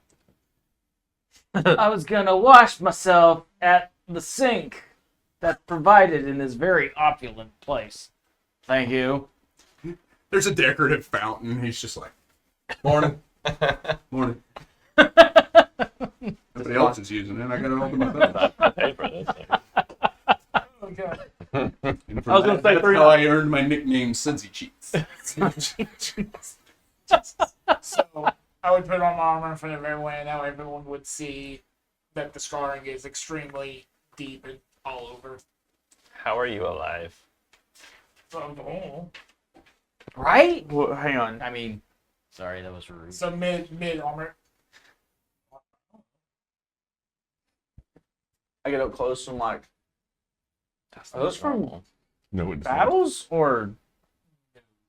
Oh, okay. You can roll me a hill check if you like. Anyone that's seen it can roll me a hill check if you like. Train. We live in. Heck yeah. 8. And Those look painful. They don't hurt anymore. Okay. They surprisingly don't hurt. Then that's all that matters. I would point out to where like there's some scarring between my fingers, but my fingers articulate just Like, knowing that you can have battle scars and then heal from them will be fun. I don't care. If you're fine with them, then that's all that matters. Are you still drunk? Nope. There's a pile of vomit. I'm Not getting. a pool, a pile. I'm getting awake. I'm Oh, waking that's up again. really chunky. Excuse me. Oh, it's like Gee Willikers, mister! I was going to say, it's like a sandcastle. Oh. Hell. I've seen those. Okay, so there's a little bit of duck, a little bit of goose, a little bit of more duck, a little more duck, and another goose. You're it. Anyway, Oh my goodness. so as you gather up your thing, head downstairs. There is a cleaning crew that is sent up to clean the pile that was left in the room. It's bigger than me. They do give you a complimentary breakfast, but they do take your key away, key and card, for the rest of forever until you pay. Forever. Ever. We're banned after Yeah. breakfast. They take the things away. You would then, I assume, head down to the docks. You had agreed to head to the Temple of Desna and Gosra, correct? Yep. Wait. As you head down to the docks, there is a small fee to go from A to B. It's nothing I'm going to bother you gentlemen with because you're adventurers and anything shy of a gold is kind of more of annoying to subtract than anything else. However, they would take you to the Island of Knowledge. The Island of Knowledge is not only a place of learning and magic, but a place of worship where all the major temples are. That includes the Temple of Abadar, the Temple of Gosra, the Temple of Desna, and, of course, the Temple of Aradi. The Temple of Aradi being the most prominent one because of the Justicars that are in the area, and that's just where the most money is kind of filtered to. But the other temples are nothing to scoff at. Where the Temple of Gosra sits on the shoreline and is hewn from the stone and even descends down into the water itself, where you can go and sit by the ocean, the water lapping up on a staircase that is built there for low and high tide to allow you to descend down into the waters if you like, or to stand closer up towards the drier area away from it all. There is a very open atmosphere about the Temple of Gosra, and it is dedicated to anyone that believes that Gosra is a deity of either the ocean or a deity of the sky. So this is wind and sail and water, everything that has to do with mariners, is more focused here rather than nature. So looking at this, you're kind of like, this is an offshoot of the main deal, Yeah, you know? yeah, But yeah. like at the same time, it's very much still in the spirit and it is still respected. Everything that could get people closer to nature, to the sea, is more what this temple is It's a different denomination. dedicated to. Correct. The Temple of Abadar, however, is set up more up on the mountain. It's even at the base of the statue of Aradi. And there it is built loud. It is built to look expensive and elaborate. It has golden staircases. It has people in opulent robes heading in and out of the place. It has people lining up to receive any beneficial healing, but at a price. Because capitalism, the religion. The next would be the Temple of Desna. The Temple of Desna, on the outside, almost looks foreboding because it is hewn from black marble. However, once you get closer to it, this purple, the purple silken curtains that hang from pillar to pillar gives it more of a very calming or even kind of like a dreaming kind of vibe to it. Almost like this is a different plane of consciousness and understanding. As you approach, which one do you go to first? Goes or Definitely Desna first. As you go to the Temple of Desna, you do see that the leaders of the Desnian church there, because churches of Desna are few and far between, but this place is an exception, because of where it's located and how many people are here. You do see the black butterflies standing outside. The black butterflies being the title of the people that lead the Temple of Desna. On the outside, they wear blackened cloaks with star patterns that run down the entire length of it. And on the inside, they have this vibrant purples and violets. Violets. Violence. And violet. There's purple violets. As they, no Barney. As they open up their, robes to gesticulate, you can see that very vibrant colors on the inside as they speak.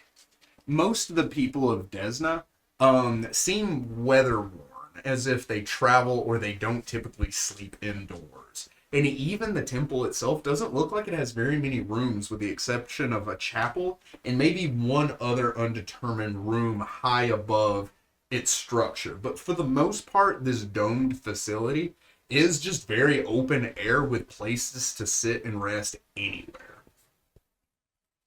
Some sort of sauntering up to this.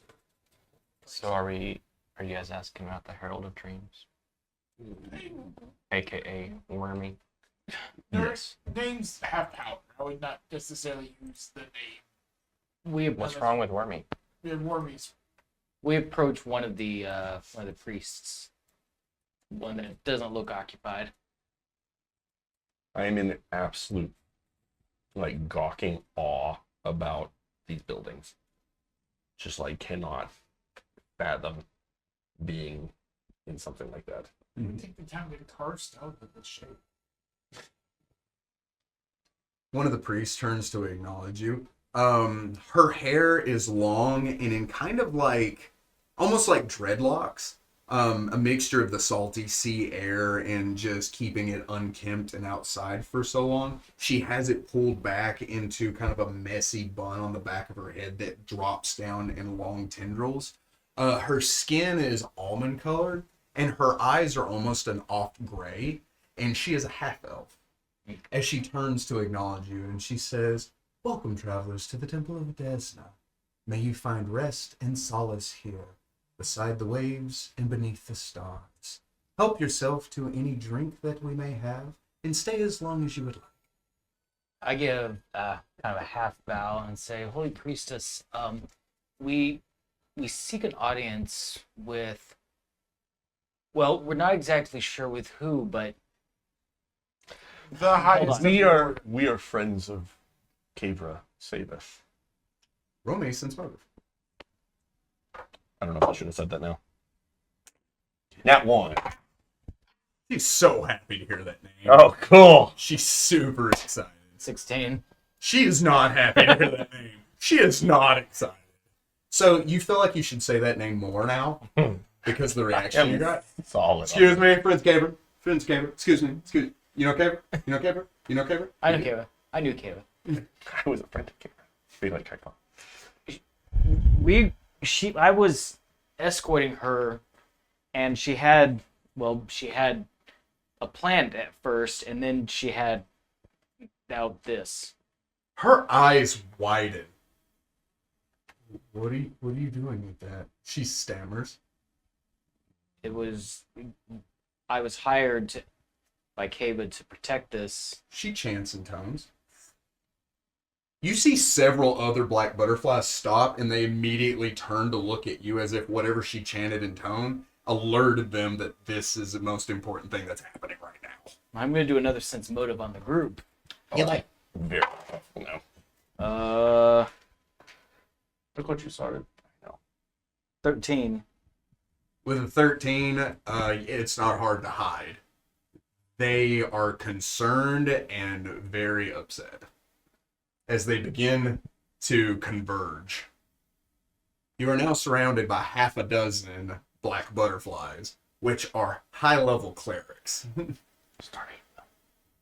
So I told her. Yeah, he said that. Sorry. so she couldn't finish the journey, and so I told her I would deliver this for her. Excellent. And it seems you have. Thank you so much. Can I roll a sense motive You may. about them accepting the worm? Yes. 'Cause that's my buddy. don't know if I like that.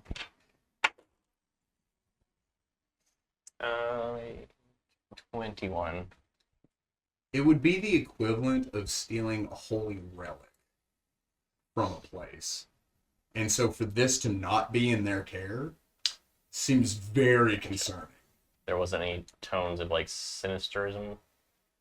Not that you can tell. It seems they mean they don't mean the caterpillar harm, but they're very not okay with it being held by him. Okay, so if I steal this, then we become pirates. Is what I'm hearing. Remember? I will not support that. You're gonna have BB. That's what happened. You'll get to see Pharasma real fast. She doesn't have a temple here. It's a direct line connection. Curiosity, did Cave already pay me?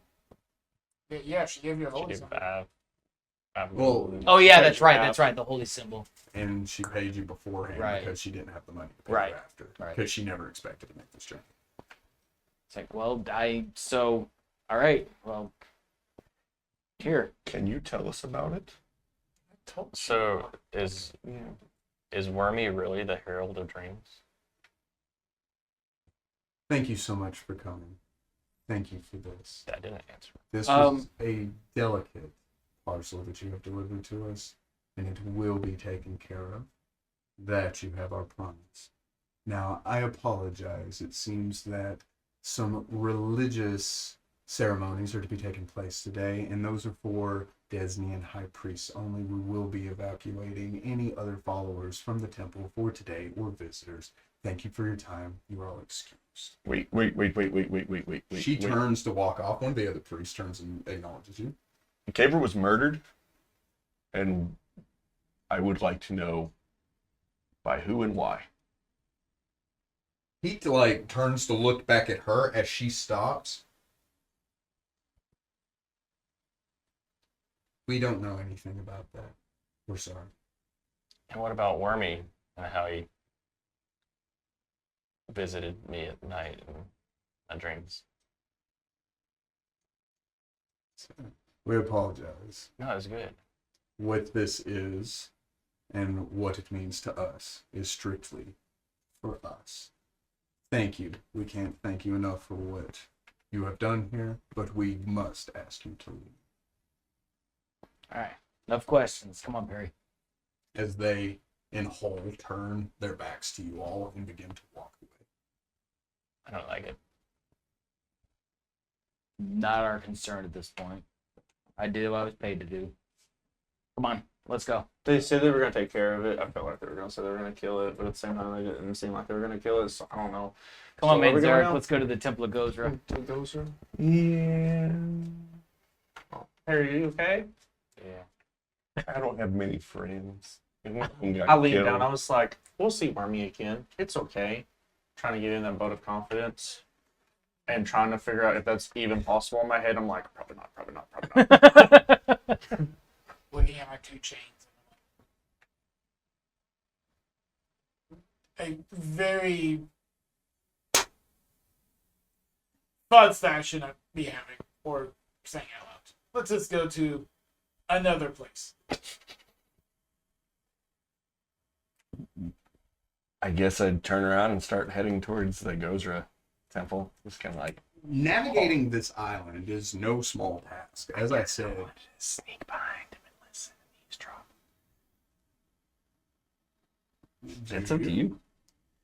I'm just going to put this out here. I'm fully intended to stay beside him, but if he snuck off, I wasn't going to I stop want to you. eavesdrop just like for a few more minutes to make sure that they would head up into that higher portion of the dome. They wouldn't stay in that lower area. is it stealthable? I mean, every roll. As a 1. 20. I'm gonna attempt just to do a little more This is dropping of the eaves.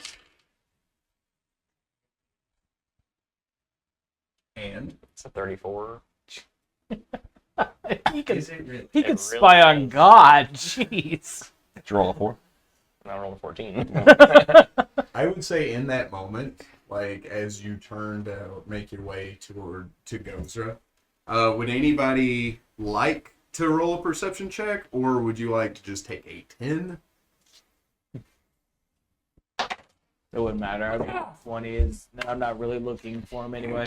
I should have taken it then. Should have taken it. Would a 10 got you there? It is a 13. I rolled a 2. It's a 13. Oh, okay. I rolled a 1. Oh Nat one. Yes. So he's right beside you. You're holding his hand, as a matter of fact. Why are you holding? You get to Gozer and you're like, now Perry. You look down and it's Manzarek and he's like, this is Undercover? I'm fine with this. Bamboozled. The rest of you kind of turn and, with mixed emotions, begin to follow Manzarek towards the Temple of Gozer. Navigating this island is no small task. It is, as I said before, a satellite city. This island is sizable. And so, kind of making your way through it, you do pass several places that you could stop and rest, that you could get something to eat, that you could stay the night at if you'd like to. That's not a religious place. But these places aren't gimmicky. They're not fun. There's no, like, unlimited drink or anything like that. It's simply for if you're passing through and need a place to stay, we got you. That's all really they are. The rest of the place, however, is, as I said, these massive structures and such. But you begin to head towards the Temple of Gozra. I would like Manzarek and Perry to roll me an initiative check to see who goes first. It's just a straight roll. Yeah, let's see. You go first. You get a 6. I got an 8. Oh, you still roll. Heading towards the Temple of Gozra, you get there and you see several Gozrians kind of milling about as they begin to converse one with another and begin to talk. Most of these people, contrary to like the Desnians, which seem to be like very one with the stars in the firmament and things like that, Gozrians seem to be more of like, how can we harness the wind to benefit us? How can we read the seas to understand what comes next? Where Desnians seem to be more go with the flow, Gozrians are more about understanding what to do. Harnessing what comes use. next. Exactly. As you approach, you do see what seems to be a Gozrian priest. He is standing there with a green robe that drops down on the front, but in the back has a blue stripe that goes down to the tail where he has a white edging all around it. He has kind of leather bindings to either one of his wrists. One of them has the leaf and the other one has the dewdrop. He stands there and he begins kind of conversing and talking to people that have questions. And these questions could be anything from fishing to sea travel to anything of that nature. And he seems perfectly content with answering these questions. Okay. When I walk up, does he like do the same thing that everybody else is doing? Like, oh, it's a frog talking to me. If you patiently wait your turn, Yeah. he will turn and acknowledge you. And in as much respect as he can, he will say, yes, may I help you? Okay, cool. I was making sure. So, like, if he did, I was going to just turn to Damon and be like, can you talk to him?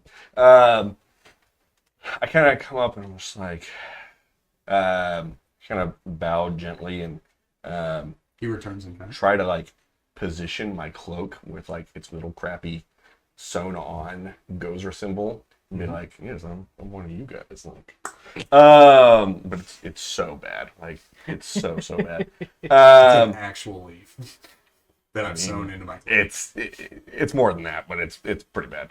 I go up and I'm just like, I'm looking for a friend that might have come through here. Do you know a Darum, a ratfolk druid? I'm sorry, I do not. Do you know any druids in the city that might be able to help me? It says typically druids steer clear of places like this. I am super aware. However, you may find more luck if you talk to the Fairmen. They see people come and go all the time. Maybe they've seen it. Thank you. Do you mind if I pray at the altar? Please. Okay, I go in and I just kind of kneel and like say a weird, like it's all in Ripley. And I keep like Rayado, I keep like him next to me, and so Rayado keeps like trying to walk away. And I'm just like, no, this is important. Like this is probably the most important thing that we've done since we've left the swamp. And I get up and I'm just very respectful and trying to be quiet and like trying to soak in everything that I'm looking at right now. How does it compare to the tree? Like I said, the tree's its own type of majesty. Okay. And even though all of this is awe-inspiring, the island's not as big as the tree is. Okay. Yeah. The island is spectacular. It's not as big around as the tree is. Okay. Yeah. Okay. It's a big tree. It has its own ecosystem. It's a big tree. It's a big tree. All right. And I leave, and I'm like, okay, I've done what I need to do. Harry, I would assume with a 30-something, no one has noticed you quite yet. As you begin making your way, hugging the walls and following them closely as they walk up this spiraling staircase, the two priests that are flanking the black butterfly that is holding Wormy, she steps up to a door and she places her hand on several star symbols that are carved into the door. She traces a pattern that you recognize is a star sign, is an actual constellation in the sky. As she does so, you see them illuminate in that pattern, and the door opens. Cupping Wormy, protecting him, almost as if he is a sacred item. She steps into the room, and peering into it beyond, you realize that this dome that decorates the top of the temple is not just a dome. It's a greenhouse. You see on the inside of it, there are plants, and you see several butterflies flying about, all of different colors, in this kaleidoscope, because that is what a group of butterflies are called, dancing about and shifting from flowers and plants. As she steps in, the door shuts and the two priests turn as if they're standing guard in front of you. Be a very difficult perception to hear past that door, I'm assuming. Yes, Yeah. there's a 95% chance you won't. Yeah. I don't even think a nat 20 would realistically justify that. But two nat 20s. Ooh, nat 20s. I wrote a 1 and a 0 and another 0. Huh? Wait, what? I Rolled 3 zeros on the percentile die. That sucks. That's good, right? That is good. The 1 and 2 zeros is not good. Oh yeah, that's That's when you drop iPads in the pocket. that was right. That was me. Yeah, I know. He was the GM. Oh yeah, that's right. how It's actually the long is the opposite of that. hall? Then it's a narrow staircase. So it but goes straight up to the door. the staircase winds around the temple and up, and the temple itself is 4 stories high. Okay. Guess you're going climbing. I was gonna do a ghost sound elsewhere to make them go somewhere, but that doesn't make sense in the. There's only one way to go. Mhm. Right. Okay. I walk to them. They look at you kind of in surprise, and they extend a hand. They say, "You are not allowed to be here." I understand that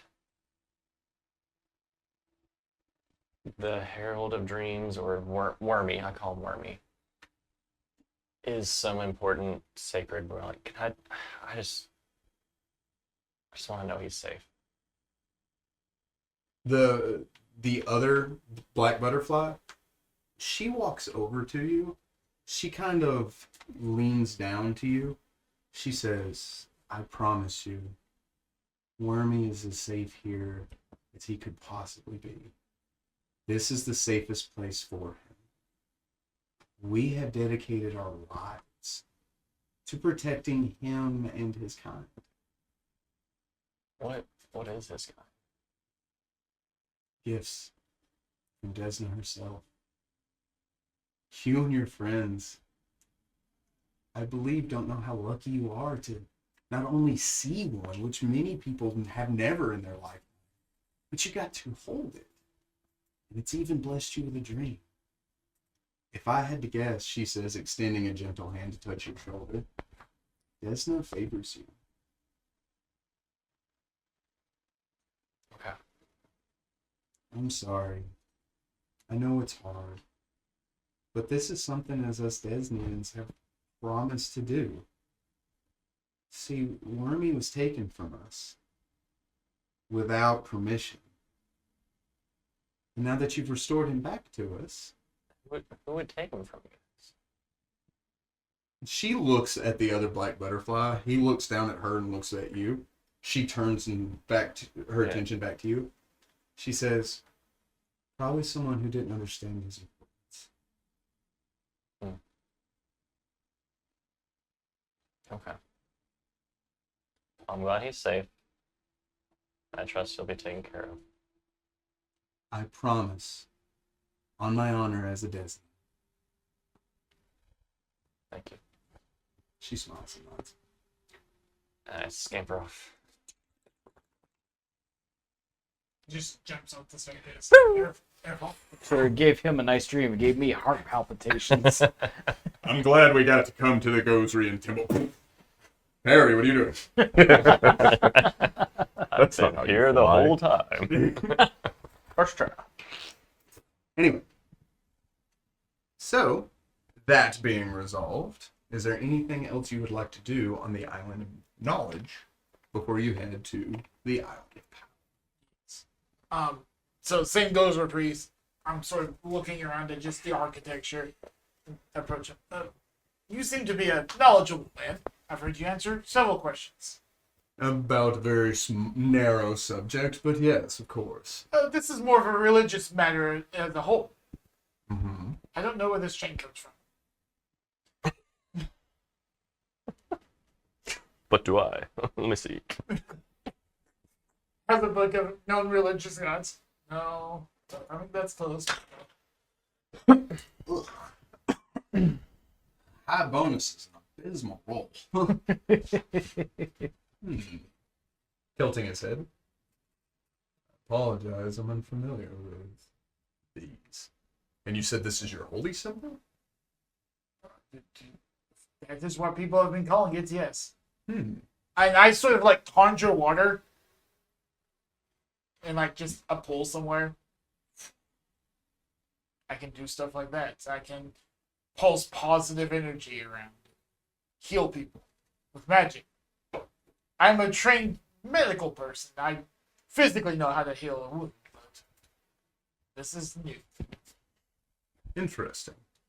It seems to me, my friend, that most clerics choose their deities. But in your case, the deity has chosen you. I would just simply like to know which. That, I feel, is for you to discover. A personal pilgrimage. And he turns and he looks at Manzarek as you are praying at the altar. I feel you are in good company. What I need. I'm a learned man. I need a repository of religious information. I hold up a book that's just the known gods, but it's like the basic, like almost children's version of like the 10 most common gods. Mm-hmm. We worship a lady here. It's just like I need a deeper well of information. Well, lucky for you. He gestures up to the Grand Library, that wizard's tower that spirals up. He says, I'm sure they would let you go in and study any book that you seem fit. In the public sector, I'm sure. You seem displeased with this answer. More research. I just sort of pivot. I start to pivot and just walk away. Turn. I thank you for the time. And then the Aklo, I would say something again too. Coach me out. Aklo is an interesting one to choose. It would be my sort of my native tongue. Mm-hmm. Yeah. May the teeth of the world never find you.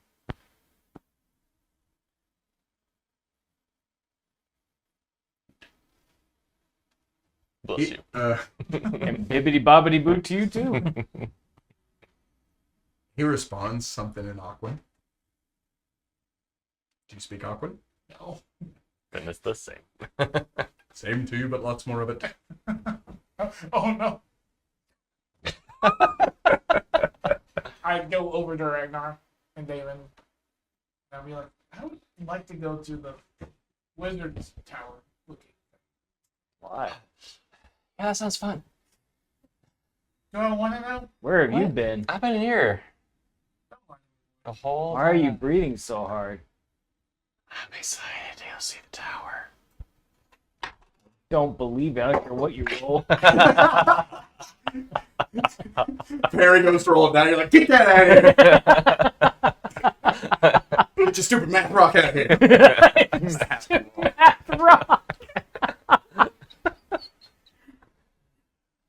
Oh, jeez. Okay, so Do you Desna goes right. What else do we need to do? Do you think everyone will be needed for this summon run? I do not believe that I will get invited to such a place. Something tells me from my interrogation and the paladin looking at me like I committed the most atrocious sins on the earth. Have you? Would you believe me if I said I don't know? That's an honest answer. It's an answer. It's What do you got there? Smoothie. I would very much like to go see the Grand Library. You still need to go see Yes, but Hawthorne. yeah, we need. We really need to try to get that started. Yeah, because like we don't know how long it's gonna take. What should we do first? I could probably go to the library by myself. You don't want anybody to go with you? Pretty sure he's an adult. I've been around libraries before. Although this one probably isn't going to scream at. Well, I'm gonna go with him. You guys can go talk to Hawthorne. Sounds good to me. Meet back up at the inn. Around evening. Are you so they're just like frolic sounds? Oh, I'm back, and I'm just like, Yeah, we got another night worth last night, so Yeah, we did. What? Never mind. I don't want to know. We made 5 gold. excellent. How noble of you.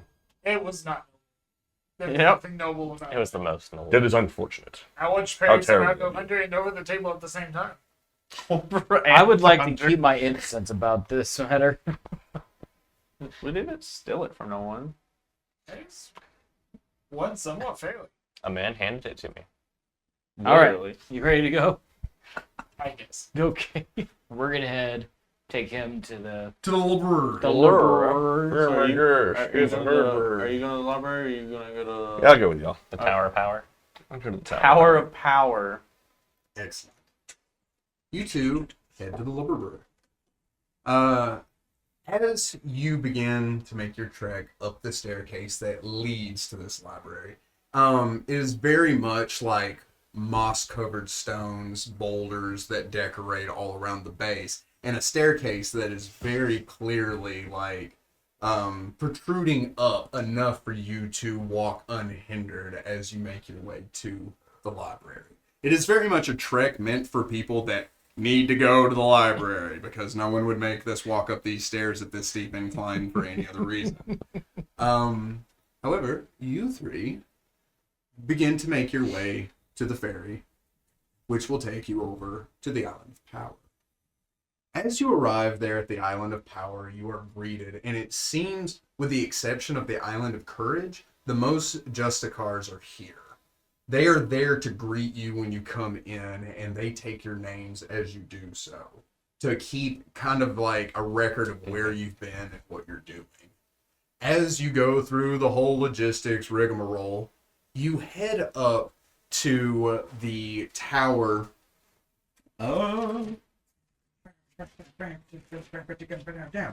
You head up to the lighthouse. Here, it seems that the lighthouse is affixed on top of the mountain, the peak of the mountain that rises up. But at its base, it seems this is kind of the political center of the entire place. This is where all governing decisions are made, and this is the most likely place that Hawthorne would be. With a little questioning, a little know-how, you would know how to get there. But when you walk into the place, you see that there is a reception desk with a woman standing calmly there waiting for people to kind of come in, and they speak to her. She directs them to a certain location, and there they will go. There are stairs on either side of this massive open room. The ceiling in this place raises up about 20 feet high above you. Seabirds fly in and out, as well as a creature that I have invented for this campaign called wingrays, which are stingrays that can fly. You're welcome. That's scary. They're like this big. I mean, it's cool, but it's still scary. Kids pet them at the aquarium. They also killed Sea Merwin. You see these, seabirds and wingrays kind of making their way in and out of this open area, and it is very, very large. But anywhere else in this place is very closed off. This area, this kind of reception area, is the only place that's open to the public like this. And there are crowds of people kind of going in and out.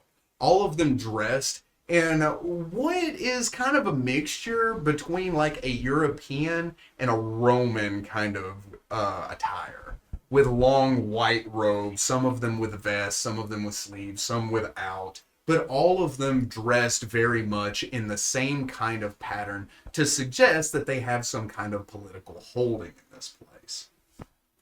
Almost everyone is carrying scrolls with them.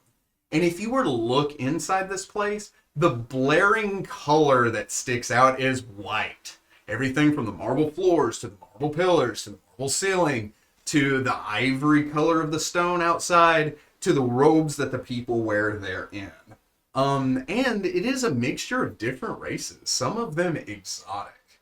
You don't see any Gripply, but it almost wouldn't surprise you if you did, with so many different types of races coming in and out of this place. There is only one person in this entire place that seems out of sorts, and he sticks out so much that as you step in amongst the crowds and peoples, he is just a blaring splotch, and it's mostly because of the different color of robes he's wearing. This gentleman has a wide-brimmed black hat with a red band around it. A mane of thick black hair drops out of the hat onto either side with copper streaks down the side, copper streaks through his hair, and they end in kind of pointed tips. He has the remnants or like the beginnings of a goatee on his chin, as if it struggles to actually be there. And he is unusually thin and unusually tall. He stands probably about 6'5", but he couldn't weigh more than 200 pounds, like at best. He's wearing a red silken coat, very thin. It's not like one meant for warmth. It's one meant for show. This silken red coat has golden patterns that decorate it in its entirety. And he is wearing the same kind of style pants, but only black with silver. His feet are crossed as he's sitting on a bench nursing a bottle of wine. The bottle has a picture of a kraken on the label, but with no other distinguishing words, and a staff to one side with a glass sphere that is full of water and some kind of small creature that flutters and dances around in the orb, about the size of a human thumbnail. Standing next to him is a gorgeous woman with platinum blonde hair, piercing blue eyes, and fair skin. She is wearing expensive clothing that shows off her beautiful athletic physique as she stands calmly next to him, not making eye contact with anyone and simply staring at the ground. As you step into this place, the receptionist turns to acknowledge you.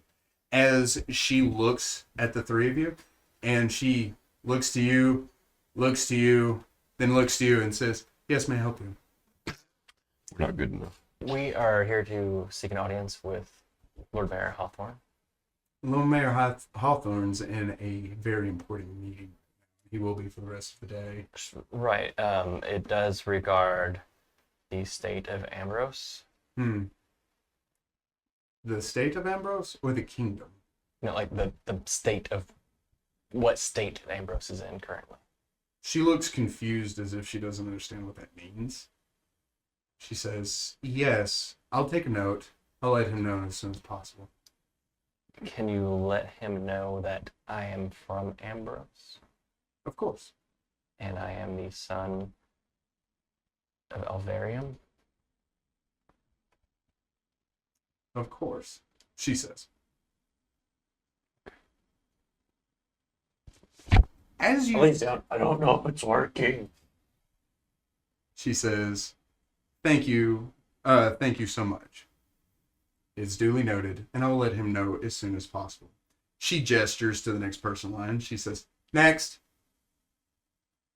Where do we go now? So we wait. The gentleman on the seat that I spent all that time describing because he's important stands up and begins to make his way over to you, and he begins to kind of like wax poetic as he walks towards you. As he says, Fox Kit, you flee over gale and glen." He starts getting closer and closer to you as he does so. He says, Fox Kit, back to the safety of your den." He steps to one side of you as he almost dances around you in a very uncomfortably close way. He says, "The hunters prowl, the hunters seek for quarry small and weak." He touches the top of your head with his staff. He says, "No other prey will precisely fit than that of a timid, lonely fox kit." He hits the staff, bouncing it as he grabs it and he bows. He says, "Melchior Hawthorne at your service, sir." He spins the staff and rests on it, and he goes, "And I'm here to help you." And we will pick it up here next time. Thank you very much for joining us, adventurers. Remember that this has been a good day to die. See ya. Like, subscribe, and follow. Like, subscribe, and follow.